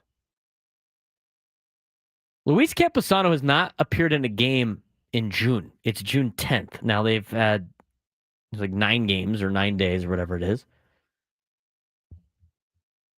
Luis Campusano's 0 for 13 this year. And the team obviously doesn't trust him to catch any of the pitchers because they like what Maldonado and Elias Diaz are doing. Catching pitchers. So if he's not on the team to catch, he's got to be on the team to be a DH or potentially be a right-handed hitter off the bench. They didn't use him yesterday to do that. From Kevin Acee's daily newsletter, Luis Campusano regularly catches in the bullpen and practices first base before most games. Despite this, he's unlikely to replace veteran catchers Elias Diaz or Martin Maldonado, who are highly valued for their work with pitchers. The Padres passed on using Campusano at first base during a recent game when Luis Arraez's knee was limiting him to DH duties. Campusano, as mentioned before, is currently 0 for 13, win 2 major league stints this season, limiting his chances to force his way into the lineup. He was recalled on May 24th and used mostly as a pinch hitter or DH against left-handed pitchers. Arraez's knee injury led to some lineup shuffling, but Campusano still hasn't been inserted regularly. Another player, Gavin Sheets, has also filled in at the DH and first base recently. Campusano remains in the Major League roster mainly due to a, quote, lack of right-handed alternatives at the AAA level and no trades for right-handed bats. It's uncertain how long Campusano will be more than a backup catcher at the AAA level. I mean, why is he on the team right now? Luis Campusano, if you're not going to use him, why is he on the team? You're playing with 25 right now until he starts getting used in the lineup or a potential pinch hit situation. If he's not going to catch, probably should have had a situation in which you had him pinch hit last night as the right-hander against left-handed pitching. But sometimes, and this is kind of what we're going to close with today, since the first hour of the show was emotional roster decision hour, as Frank said, the sarcasm hour. I think we got a lot of people with that. A lot of people were fooled. But in the sarcasm hour, we cut Xander Bogaerts, we cut Jason Hayward, we cut Wandy Peralta, did we cut Iglesias? I'm sure we did at some point. Got close. I think he lived, though. He lived because they needed someone to play shortstop. That was Tyler Wade. Oh, yeah. Well, then who's going to play left field? Kevin Sheets? Campusano. We had the emotional first hour that led into the more educated second hour, which has led into the how do you find a left fielder fourth hour. Third hour is talking about ketchup on tacos. Yeah, no, this hour has been an exercise in it's not as easy as you think to make a trade in Major League Baseball. Trying to find solutions. Trying to find solutions, right? It's so easy just to say, like, go get a left fielder. All right, well, then who are you going to go get? Well, get this guy. You know, Carpenter on Detroit's great. Yeah, he is. Nobody's debating that. I don't think the Detroit Tigers get rid of him.